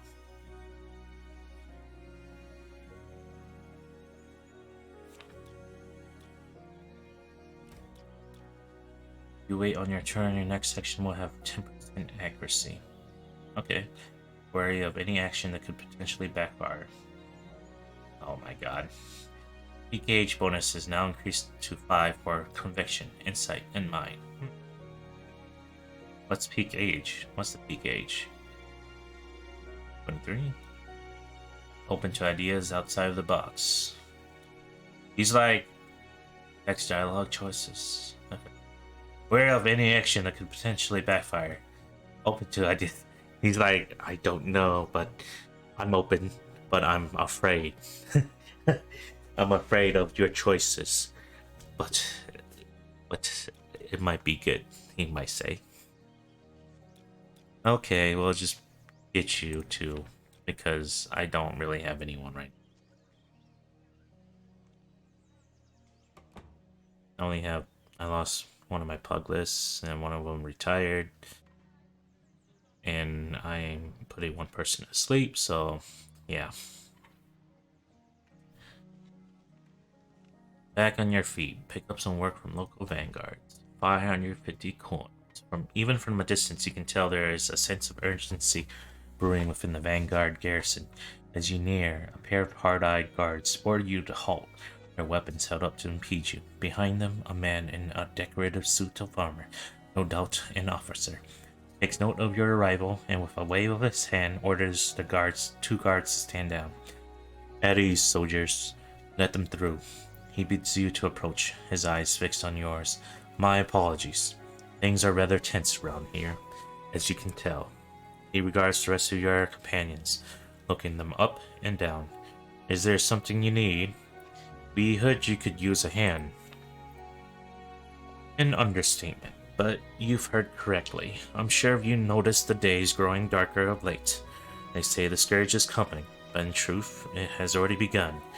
We've been receiving increasing reports of void spawn in the area, and we're scrambling to respond to each. Any help you can provide with is most welcome, and will be rewarded, of course.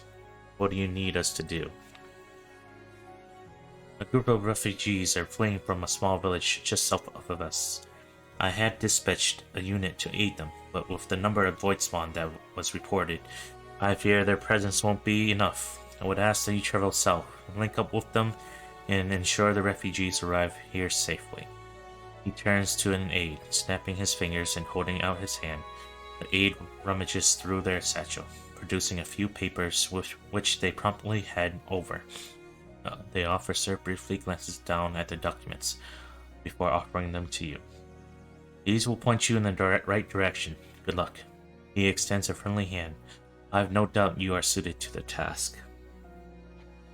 You can count on us. Accept contract.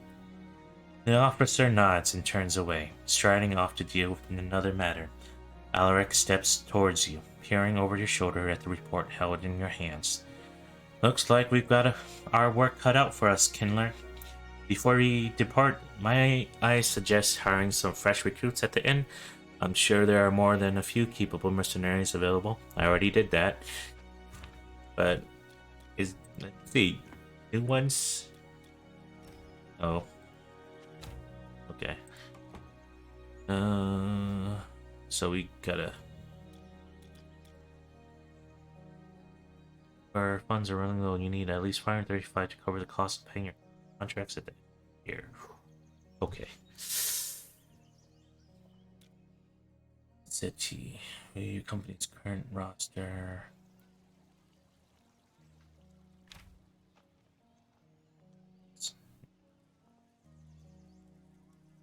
Fatigued. Fatigue for 32 days.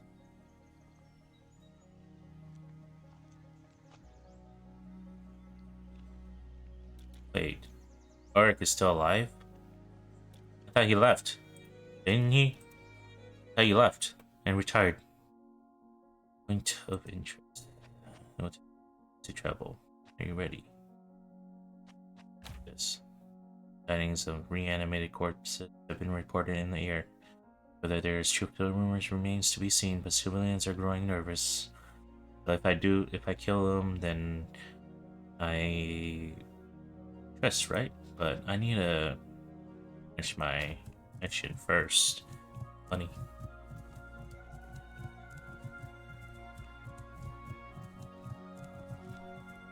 After days spent on the road with no sign of the refugees, you begin to lose hope of ever finding them. Glancing sideways at you, Heron observes the look of concern on your face. So long as they stuck to the road, we should be finding them soon. They frown into the distance, one way or another. Up ahead, a figure suddenly emerges through a patch of trees just off the beaten path. They barrel towards you, frantically waving their arms to gain your attention as more begin to appear behind them. You urge your horses forward, riding out to meet them. Please help us! Their hands points beyond the patch of trees from which they came. Our caravan's under attack! You glance in their direction. Faint sounds of combat barely audible over the panicked screams of refugees. Are the vanguard with you? They are, but they're outnumbered. Maywin rides up to your side, narrowed eyes looking toward the sounds of battle. We should hurry. You twist your seat, signaling the rest of your companions to follow as you charge ahead, past the crowd of refugees and into the fray. Locate and assist the vanguard. You arrive just in time to render aid. Heron and Maywin grapple a demon away from one of the soldiers, cutting it down in the process. The remaining demons are felled in short order. As one of the vanguard soldiers tries to wrench their spear free of a demon's skull, another acknowledges your arrival. Removing his helmet and tucking it at his side, he marches across the bloody grass towards you, a weary grimace on his face. I take it you've been sent to help. Glances down at the demonic abominations, dark blood oozing from their hacked up bodies. There will be more of them. Of that I'm sure. An officer from Endelon hired us to assist you. That is the relief. He exhales slowly, shaking his head. We were too few to begin with. Truth be told, it's a miracle we haven't lost anyone yet. Still, with your help, all these folk might just make it. The man turns at a muffled shout in the distance, floating across the field towards you. Across from you, another vanguard soldier crests a hill, weapon raised in a frantic sprint as he draws near. he comes to an abrupt halt just shy of your position, addressing the man in charge and pointing back with the tip of the spear. Sir, more demons fast approaching. Shit. He turns to you as he refills his helmet. You there, go with the refugees. We'll hold off those bastards as long as we can. We'll protect them. Good luck. The soldier nods and slams his visor down. He whips around, drawing his spear and barking orders at his unit, preparing them to face the enemy, and likely their own deaths. Protect the refugees and flee.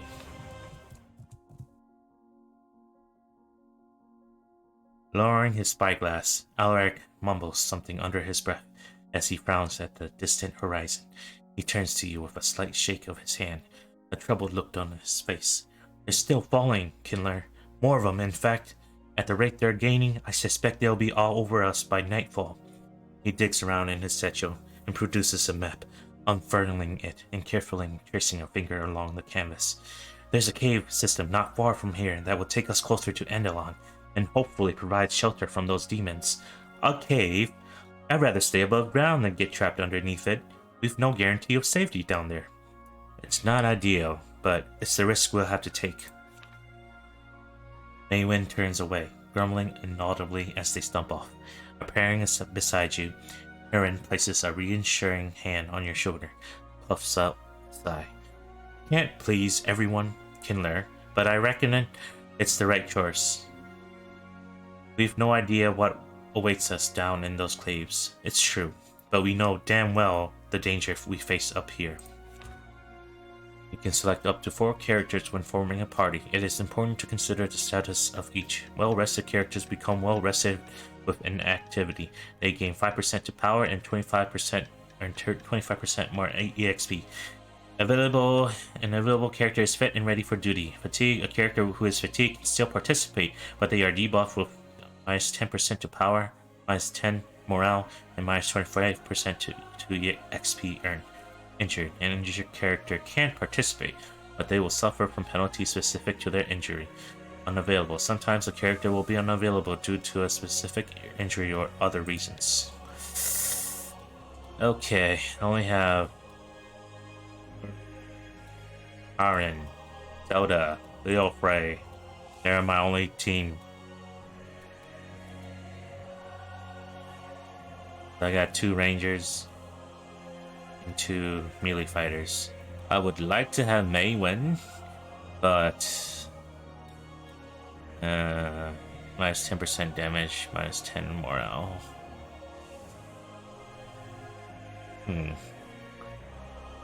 Minus 25 XP. I think it would be more worth it if I have these people train in the beginning, right? Purchasing provisions. Before entering a dungeon, you will be able to purchase provisions to bring with you. By default, unused provisions at the end of a dungeon are refunded for 50% of their costs. This amount can be increased with company upgrades. Okay. I'm definitely gonna need small health potions. Take that. I don't know if there's anything. We'll take that too.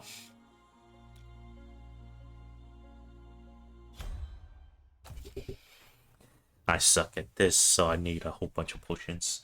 Standing alongside the cave's entrance, you motion to the weary refugees as they file past you, encouraging them to quicken their pace. With everyone inside, you look back to the plains one last time, frowning at the approaching void spawn, now clearly visible to the naked eye. As you enter the depths, a shriek at the front of the column causes a commotion. You push your way through the crowd to see a mutilated animal slumped on the ground. Aran, already down on their knees and examining the wounds, they turn and look up to you, scratching their brow with a puzzled expression. Could have been demons, but I can't say for certain. They point to a series of deep lacerations on the creature's body. Not the work of any human, anyway. Regardless, we're obviously not alone down here. Let's tread carefully then. Ugh. I have. Boom. Boom. Oh, nothing.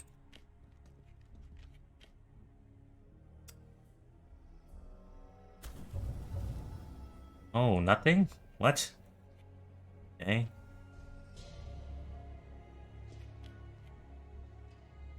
Boom. Okay, battle. Now I'm gonna get harrowing experience. Even the bravest soldier is not immune to traumatic events. It will take a while to forget this one. Increase post-mission fatigue. Oh. Oh, that sucks.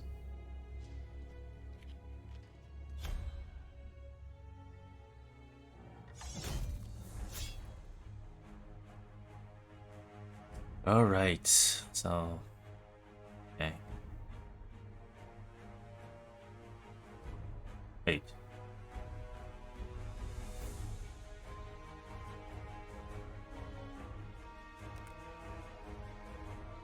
Hmm...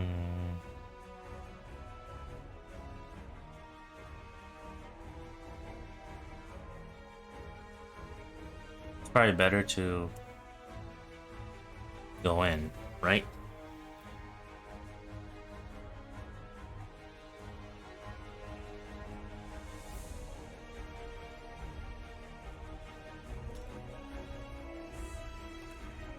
I'm gonna have him... Can he do the kick? Yeah, he can do the kick. Yeah. Go over here and kick him. You'll start sniping. You'll start sniping too.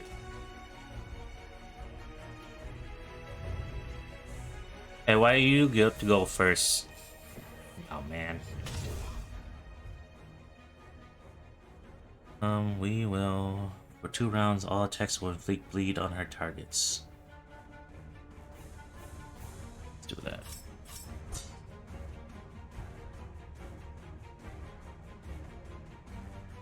Target an adjacent enemy and warp directly behind them for a second strike that pushes them away.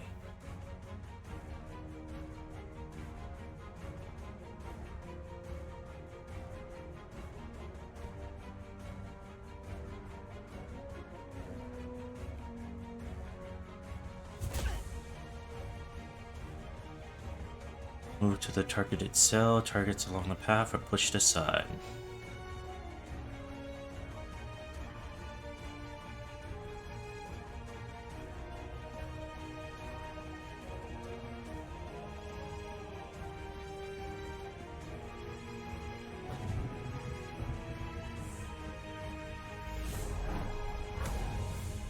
What the heck?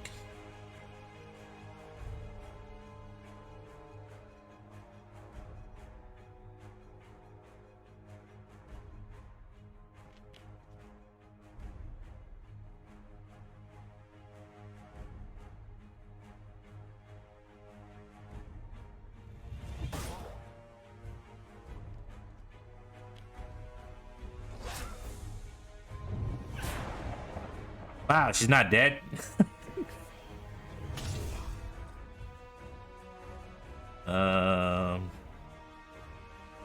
Paul's bleeding, right?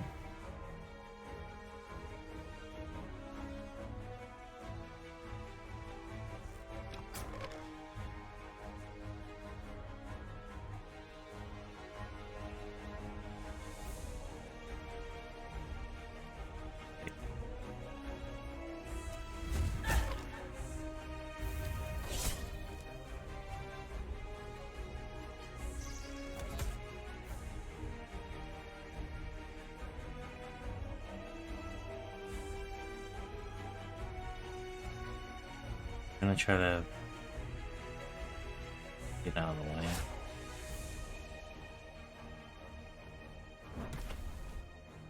Wow, miss, really?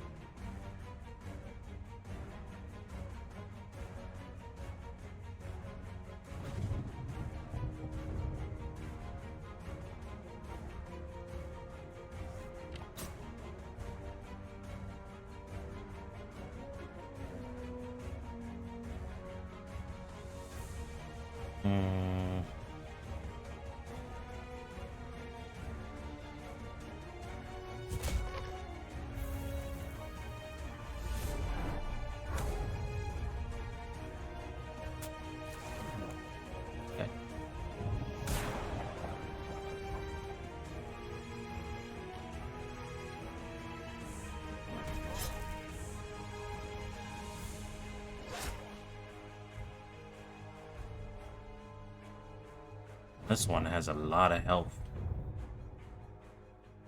2 arrows at a single enemy. If the target dies from the first shot, the second hits the nearest enemy.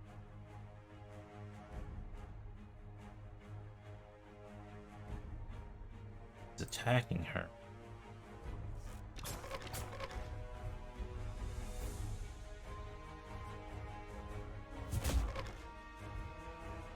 Damn, that guy, he's so hard to kill.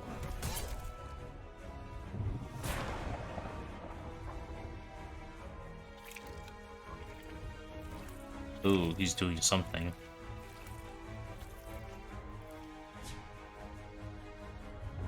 Oh. I thought I thought it did something different. Yeah, I didn't think it was like a teleport kind of movement. What a waste.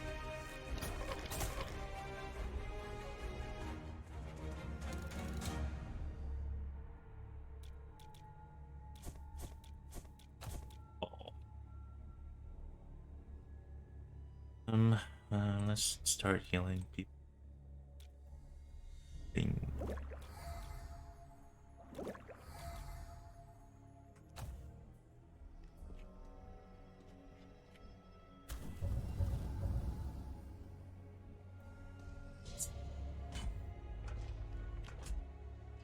Be prone, one misstep or lapse in judgment is all it takes to get seriously hurt around here. One can only concentrate on so many things. Your chance of incurring an injury has increased significantly. Okay. Which way?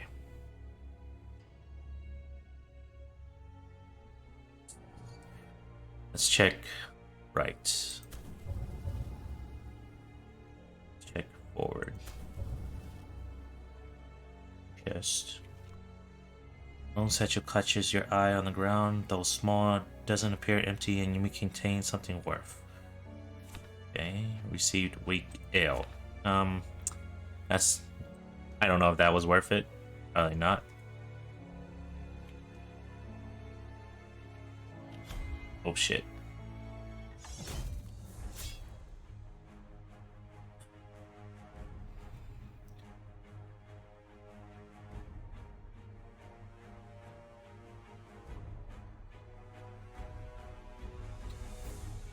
Okay, so these guys are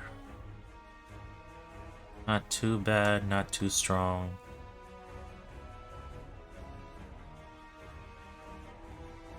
You can move up to 3 movements, so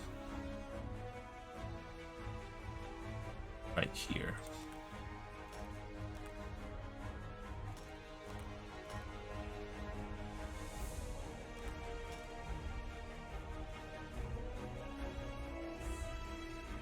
We shall wait till they come. Oh, you can start honing.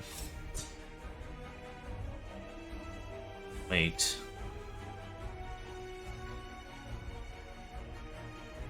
Wait. Heck. What does that do?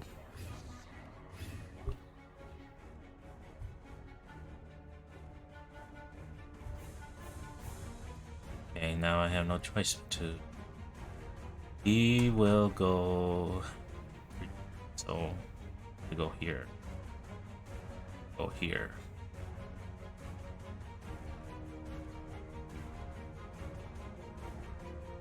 Try to at least get him over here, at least. Or should I wait for Skills guy? Movement 4. Or. So I'll attack him. He's gonna hit one of us eventually, anyway.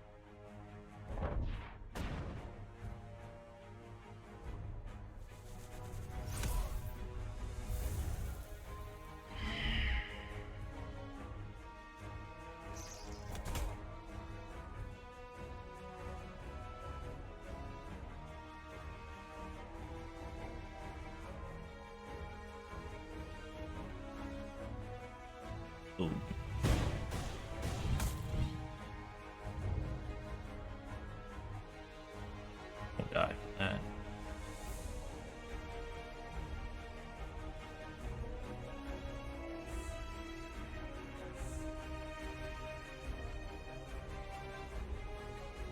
Damn.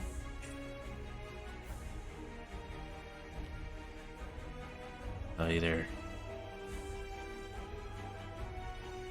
here or will that kill him?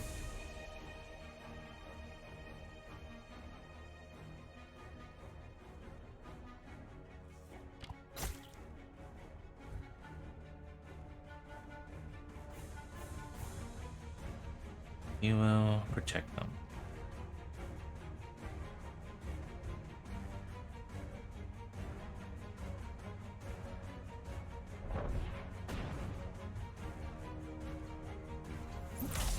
Whoa.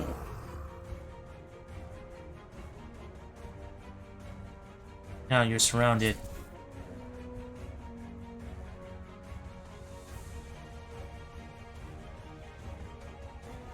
I'll do that. Actually, yeah. It does like a double damage.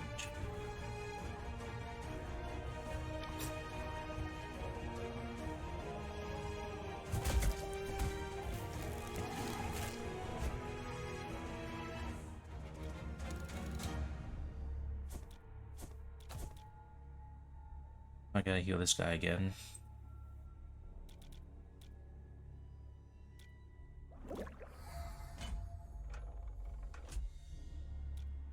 Mission drags on, you find it difficult to make proper discipline and formation. Deployment phase is now skipped, and combat troops begin to scatter about the field. Oh no! It's even more worse.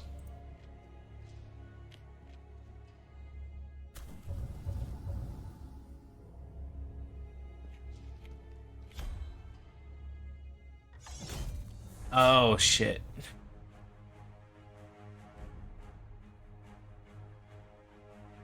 Over here. Actually, that might not be good because I remember these guys pull it. Was it these guys or the other guys?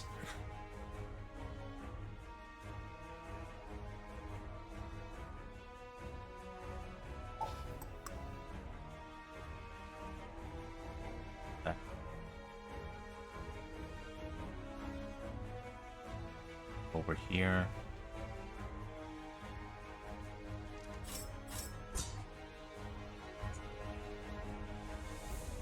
We're gonna try to force them to come over here.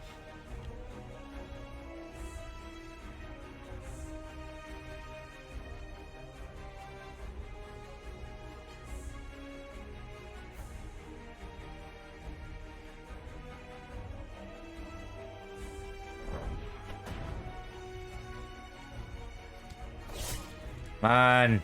Any of this guy to move?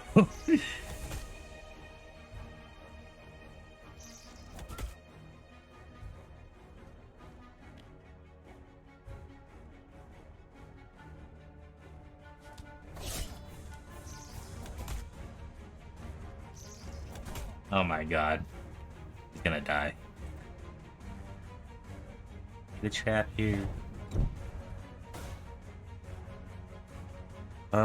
Is there a way to use health? How do you use health? Not close enough.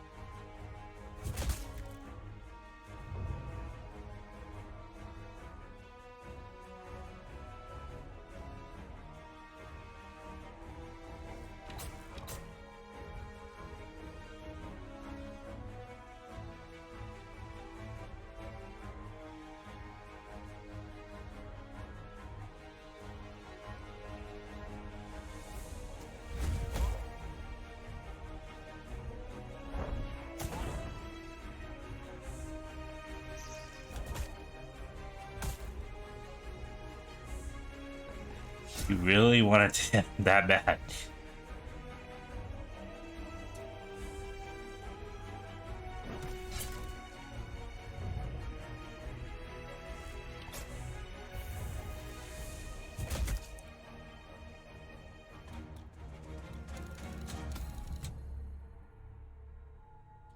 Okay, people. Damage, perception, critical accuracy. One. I don't like this ability. I didn't really push anyone.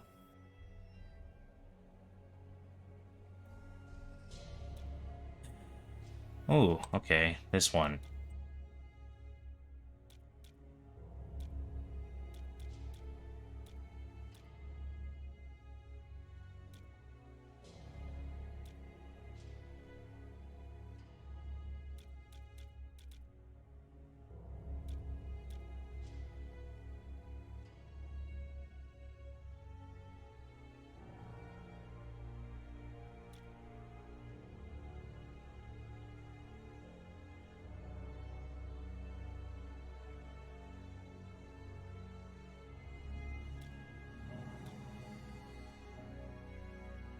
We can't. Oh, we can't reach over here.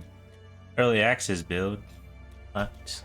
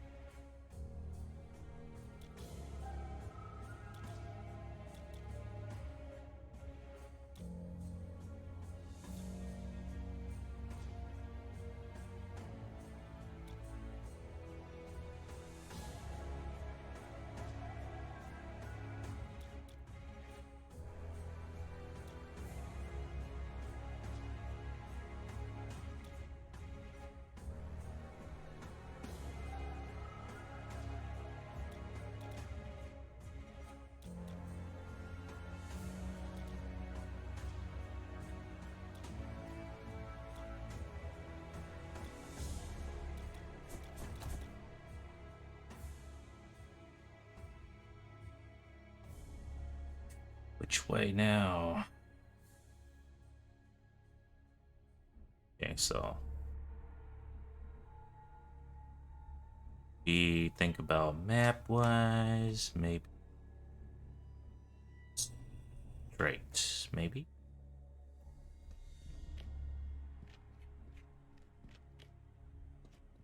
Okay, just as you continue through the dark. So I took the longer way. I wasted more time. As you continue through the dark passages, Elric strolls alongside you, taking a glance back at the rest of the column before leaning in close. A lot of tired souls back there, Kindler. I think it would be wise if we found a place to make camp for tonight. We don't want anyone collapsing in us. Or not, our own crew at least. Well, I'll consider it. Thank you. Okay, we're at risk because we're at the bad campsite. Oh. We will take camp here. Yeah, let's camp here because everyone's gonna die the next fight. Once you establish your campsite, you can select various incenses to burn. Our incense points can be unlocked in the company. To decrease the chance of your camp being interrupted, you can use up to 2 party members on lookout. Each lookout will interrupt. Characters who are on lookout will not benefit from effects of instances. Once you're satisfied for your choice. So, incense. Our HP.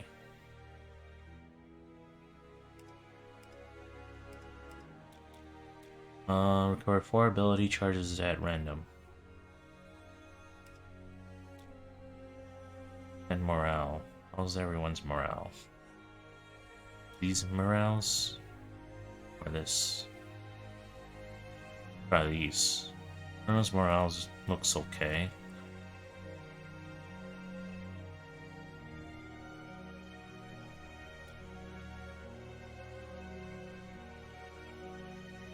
All injuries are stabilized.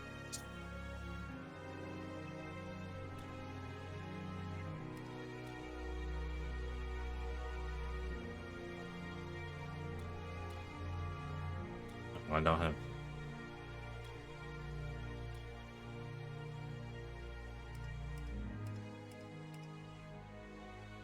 Recover HP by 10%, recover 2 ability charges.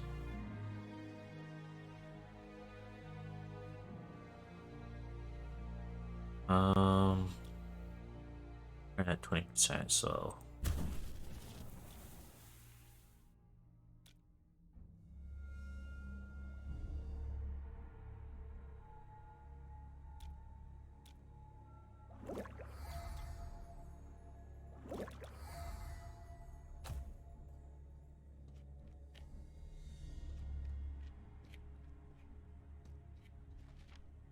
Stop for a moment, overcome by a strong feeling that someone or something is watching you. I have a feeling we're not alone here. Check. Well, if you feel like something is around you, maybe it's real.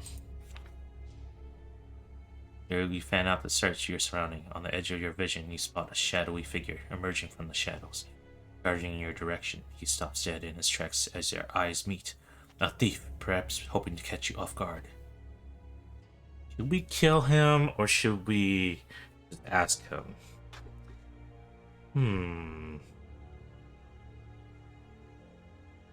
But then we don't know if he's a thief.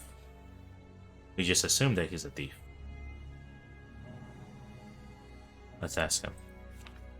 The man doesn't respond and instead turns tail and runs, his dark cape whipping up behind him. Gain 5 more health. No point chasing him, but keep our eyes peeled. So there was a thief that followed us when we were running away? Okay.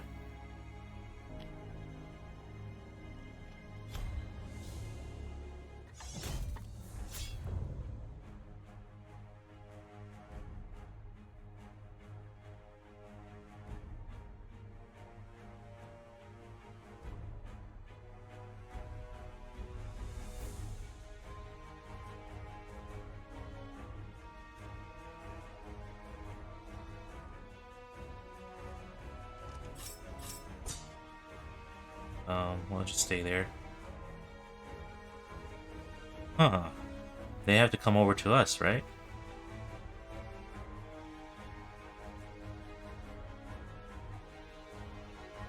You will run straight here. Should I bait him over to me? Let's bait it. Stay here. Wow, he does so much freaking damage. Well,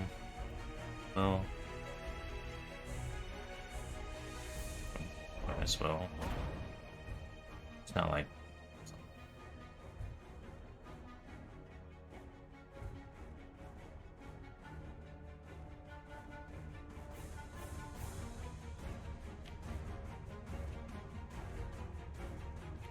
this guy has so much freaking help. What? Disabled by dead zone. What? Okay. Not as how I would hoped. Okay.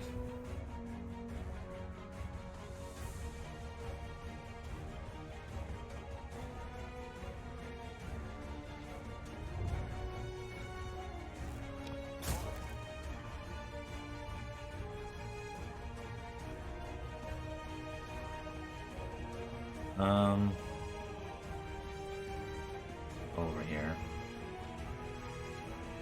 He's hurt, so.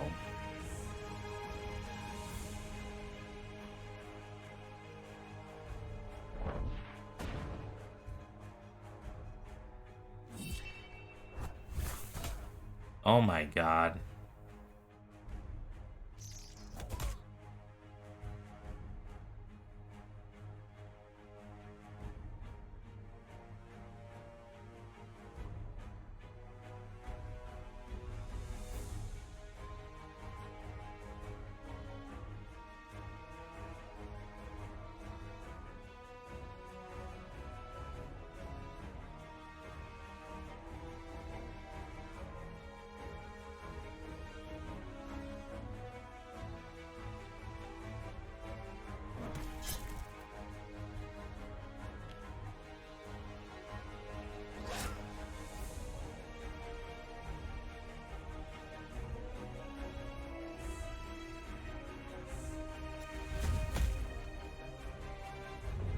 Alive, huh?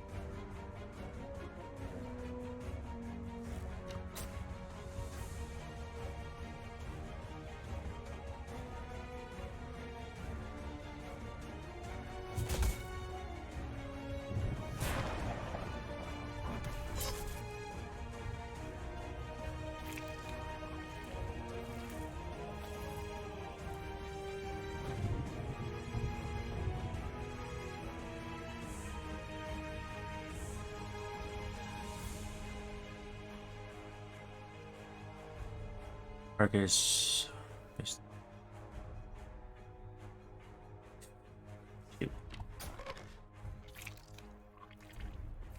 We. Oh wait. Is he on berserk mode or something? Fuck.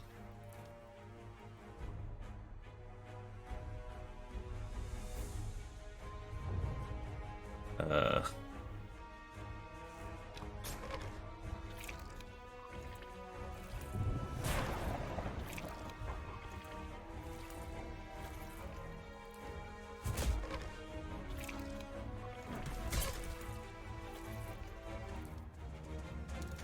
Okay.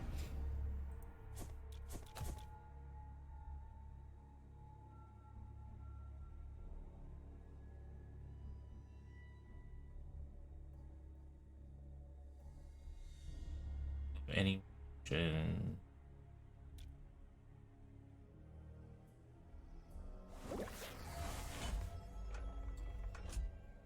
Oh my god, you notice that the traps here seem to be more sophisticated than most. Best remind everyone to be careful. Traps deal double damage.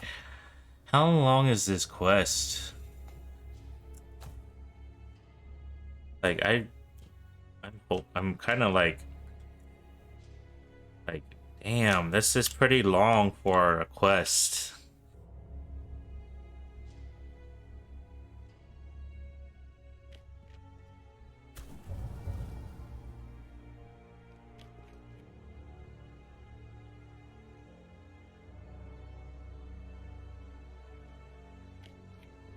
Okay, I think we made it. Almost with his map beside you, trying to make out the details by torchlight. I do believe we are nearing the exit, Kindler. On your other side, Zelda's arm suddenly juts out in front of her, hand held out to stop you, the other pointing ahead. Do you see that? A dark figure looms ahead of you, its features obscured by the darkness, but its nature is nonetheless clear. Zelda lowers her arm, reaching instead for her weapon and setting her feet. That is no ordinary demon. This is the last fight, right? Okay.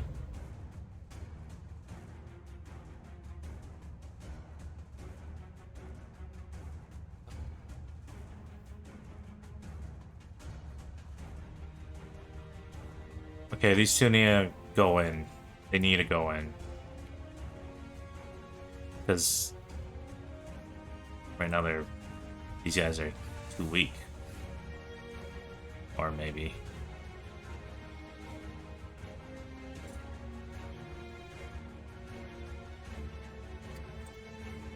Voice anyway.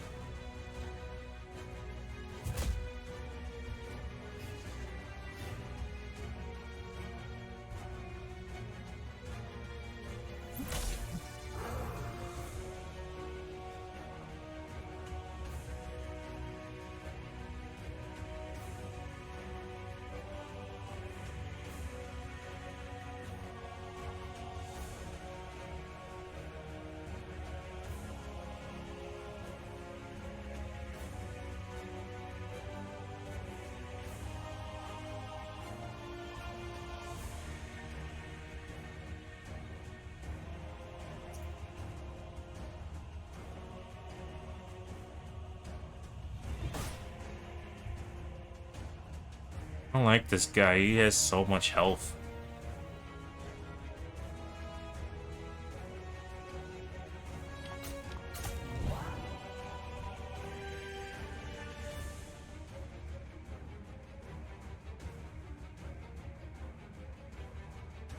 If I push him, will he get pushed that way, or is he gonna get pushed this way?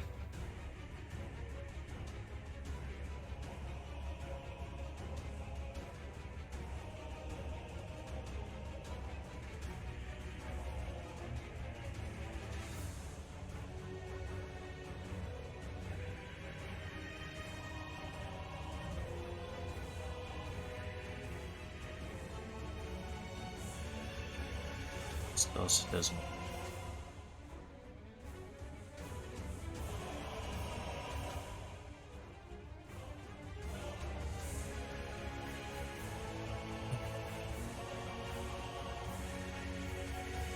Really, I just attack.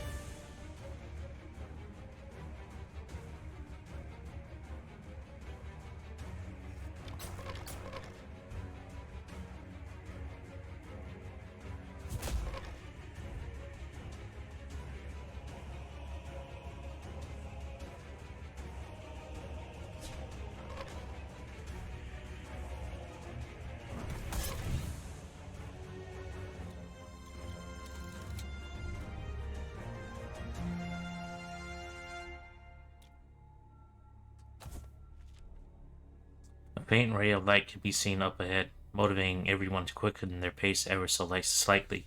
You pause as you round the next corner, your eyes adjusting to the dim light being cast from the surface. The refugees behind you all breathe a collected sigh of relief, though all are well aware that the journey is not yet over. Beside you, Haran clamps a hand down on your shoulder with excitement. Never has gray skies brought so much relief. They drop their hand, shuffling past you with the crowd to Endelon. Let's head up. Still lots of ground to cover. My god. It was really tough. Oh my god. I was lost. You emerge from the cavern, a few of the refugees hesitantly approaching you to offer their nervous gratitudes. You give them a faint smile before shifting your focus to the outstretched plains before you, glancing sideways at Elric, who is doing the same. You've done well, Kindler. Against all odds, Endelon is still a few days out, but I suspect the worst is behind us. He claps an arm around your shoulders as you begin to walk forward. Let's collect that reward then, shall we? Yeah, let's go. Let's hope we just don't get attacked out of nowhere. Please. The distinct thunder of galloping horses fills the air. A group of riders fast approaching from just up the road, bearing the vanguard sigil. You soon recognize the leader rider as he pulls up nearby. Just mounts his horse and walks towards you with purpose. There you are! With all the void spawn crawling about these parts, I was beginning to fear the worst. He looks behind you with narrowing eyes surveying your company. What of my men? All dead, I fear, though we can't be certain.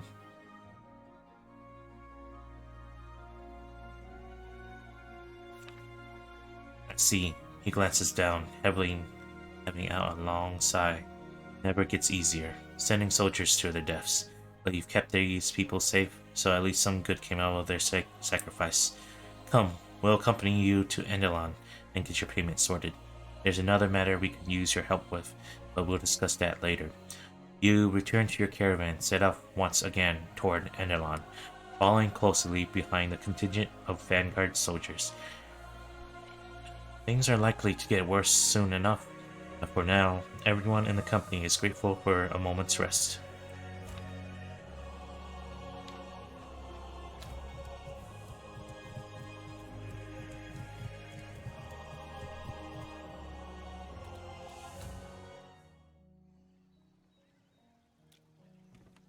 Okay. He still needs to be treated. My god. Confirm. Confirm. Have you guys healed up for now?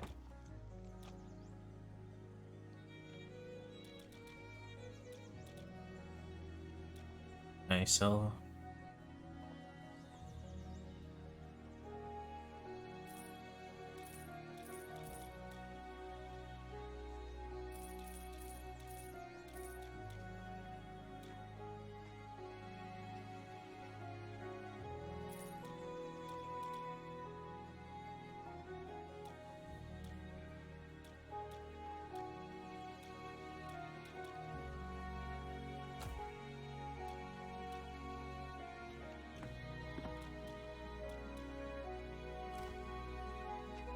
Rank up. Roots. Verena Stridwick. Guardian. Maintenance senses. Accuracy, evasion, and perception increased by 10%. Ignores being blighted and death traits. Okay. Willing to stick up for others. Harsh. Sometimes can act cruel. Accuracy increased by 10%. Ooh. Okay, her accuracy is pretty low. Her power is pretty high. Critical chance, critical damage, evasion, perception. Her gear, her normal weapons. Blinding strike. Damage and blind an adjacent enemy for 1 round. Blind reduces accuracy, evasion. That's actually pretty good. Healing. Wait, he doesn't have it, never mind. Candle for 4 turns, applying a damage shield. Same thing as the other girl. Okay.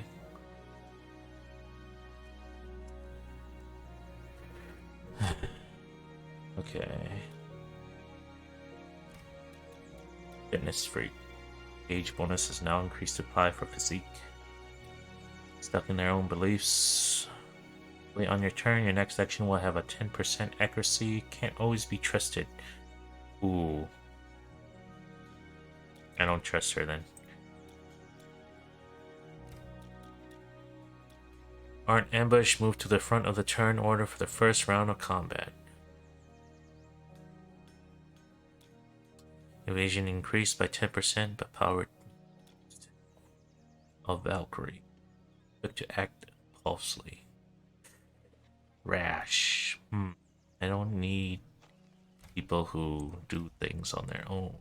But let's check her abilities. Taunt all adjacent enemies for 1 round. Increase her defense by 40%. Swings her spear in an arc, damaging adjacent targets in 2 connected cells. Uglist. Beautiful, merciful, stubborn, headstrong.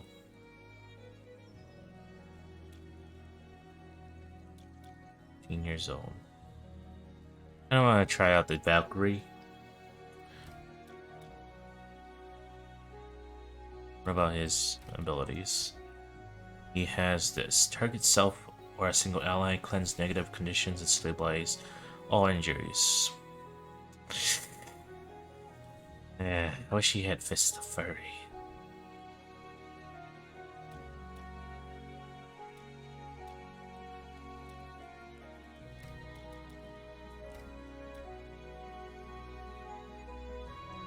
Valkyrie 2 grants target 50% power and +1 movement for 1 round. Restores 5 morale to herself and her target.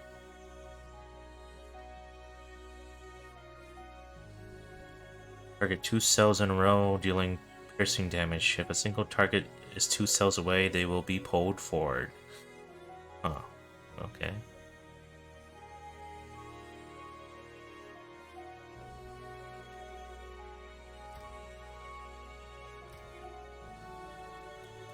He's treacherous.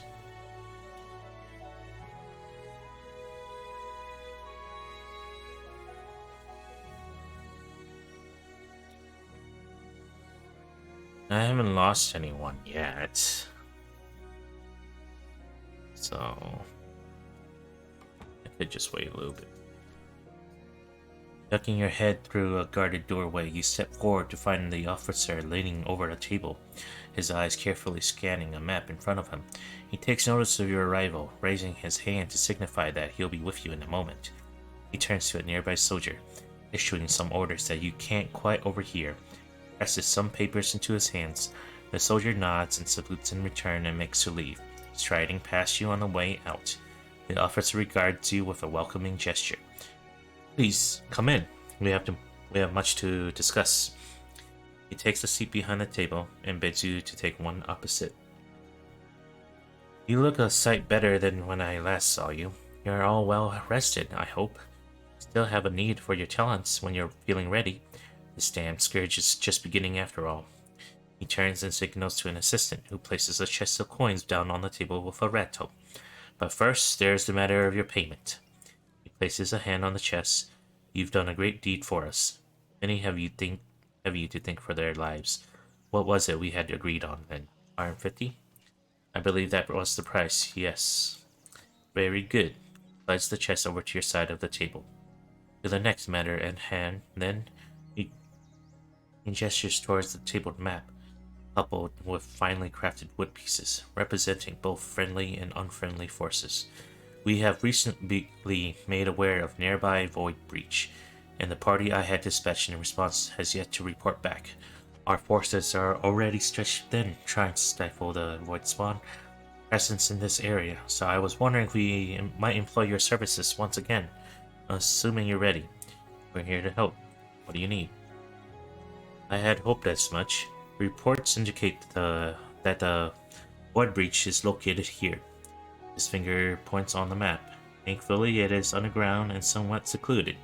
But until it can be closed, it remains endangered nonetheless. The scourge has thrown more than enough demons and wraiths our way already. He motions again to his assistant, who approaches the table. carefully hands him a pouch, the contents of which you cannot ascertain. A little gift, courtesy of our allies within the circle.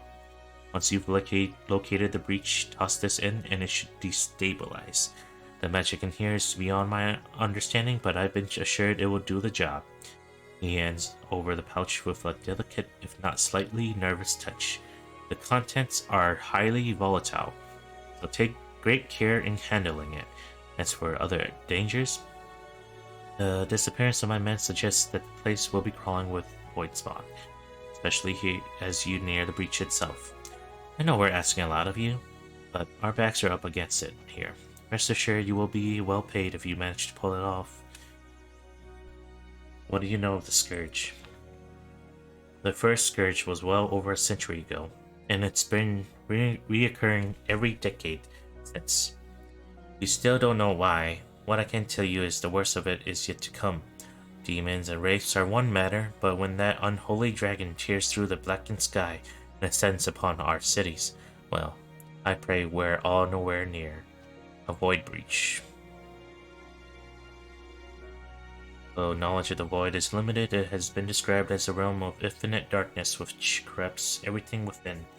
It harbors many foul creatures born of this corruption, such as spirits, demons, and the dragon itself. I'm no expert on these matters, but try to imagine it as a gateway between our world and the void. Demons and wraiths are always looking for a way in, and this allows them to the easiest access. Until it can be closed, the void spawn are like water from a leaking dam. Won't let you down. Glad to hear it. He rises from his seat, extends his hand to finalize your arrangement. One last thing. I know you're short on numbers, so it may serve you to visit the inn before departing. In my experience, there's always one or two capable-looking folk just sitting around waiting for an excuse to fight. Flashes a wry smile. Only half kidding. Just thought I'd mention it. Renown and reputation. When you complete a contract, you will be rewarded with both renown and reputation. Renown is a measure of your overall fame within the world. As your renown grows, you will be trusted with more difficult contracts and gain access to better recruits. Additionally, you will gain renown points which can then be spent on company upgrades. Your reputation measures your relationship with each noble house and city in the world. When you complete a contract or make certain choices, your reputation will change accordingly.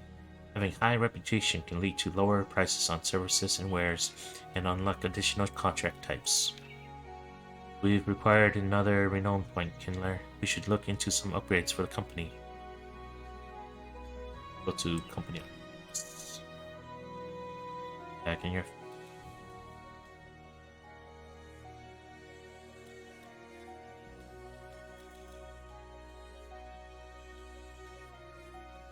I can use work.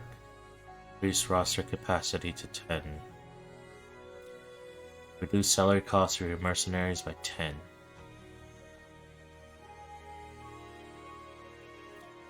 Increase the rate at which loyalty is gained with the company by 10%. Increase travel speed on the underworld by 15%. Large renown level 5.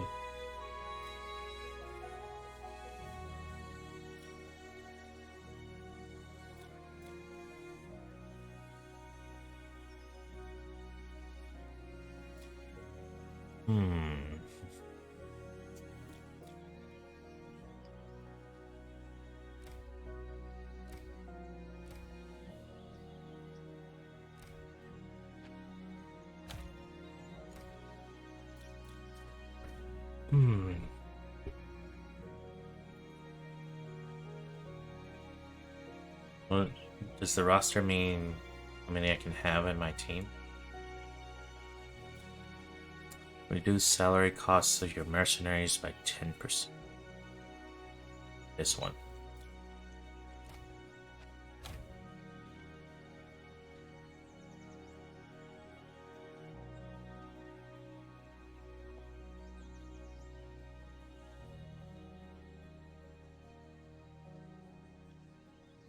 Ranfred Broadsteer died.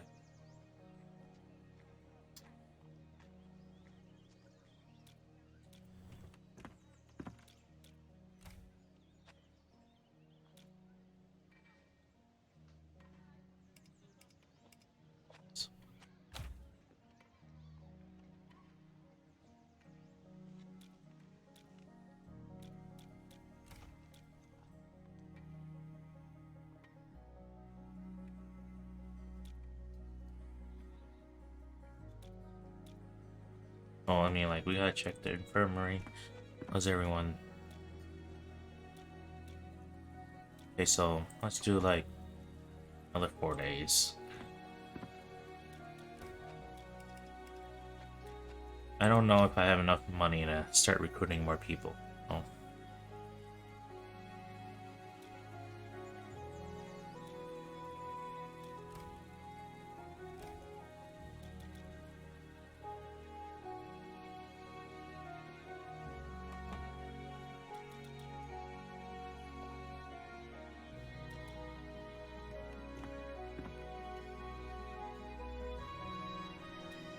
I...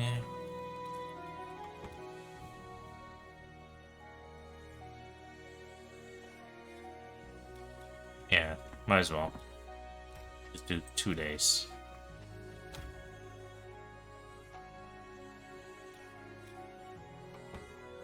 Very wrong of me to do that. Everyone's okay. Oh, not everyone's okay, but...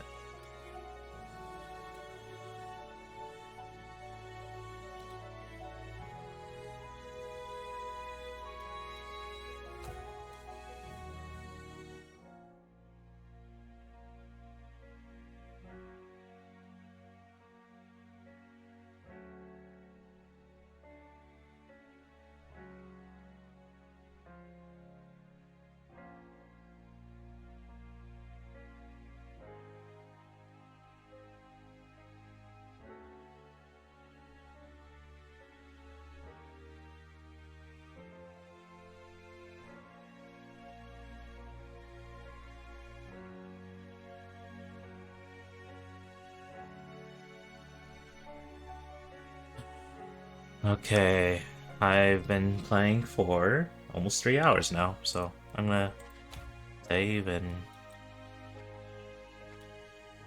stop for now. If you've been watching for a while now, thank you for watching.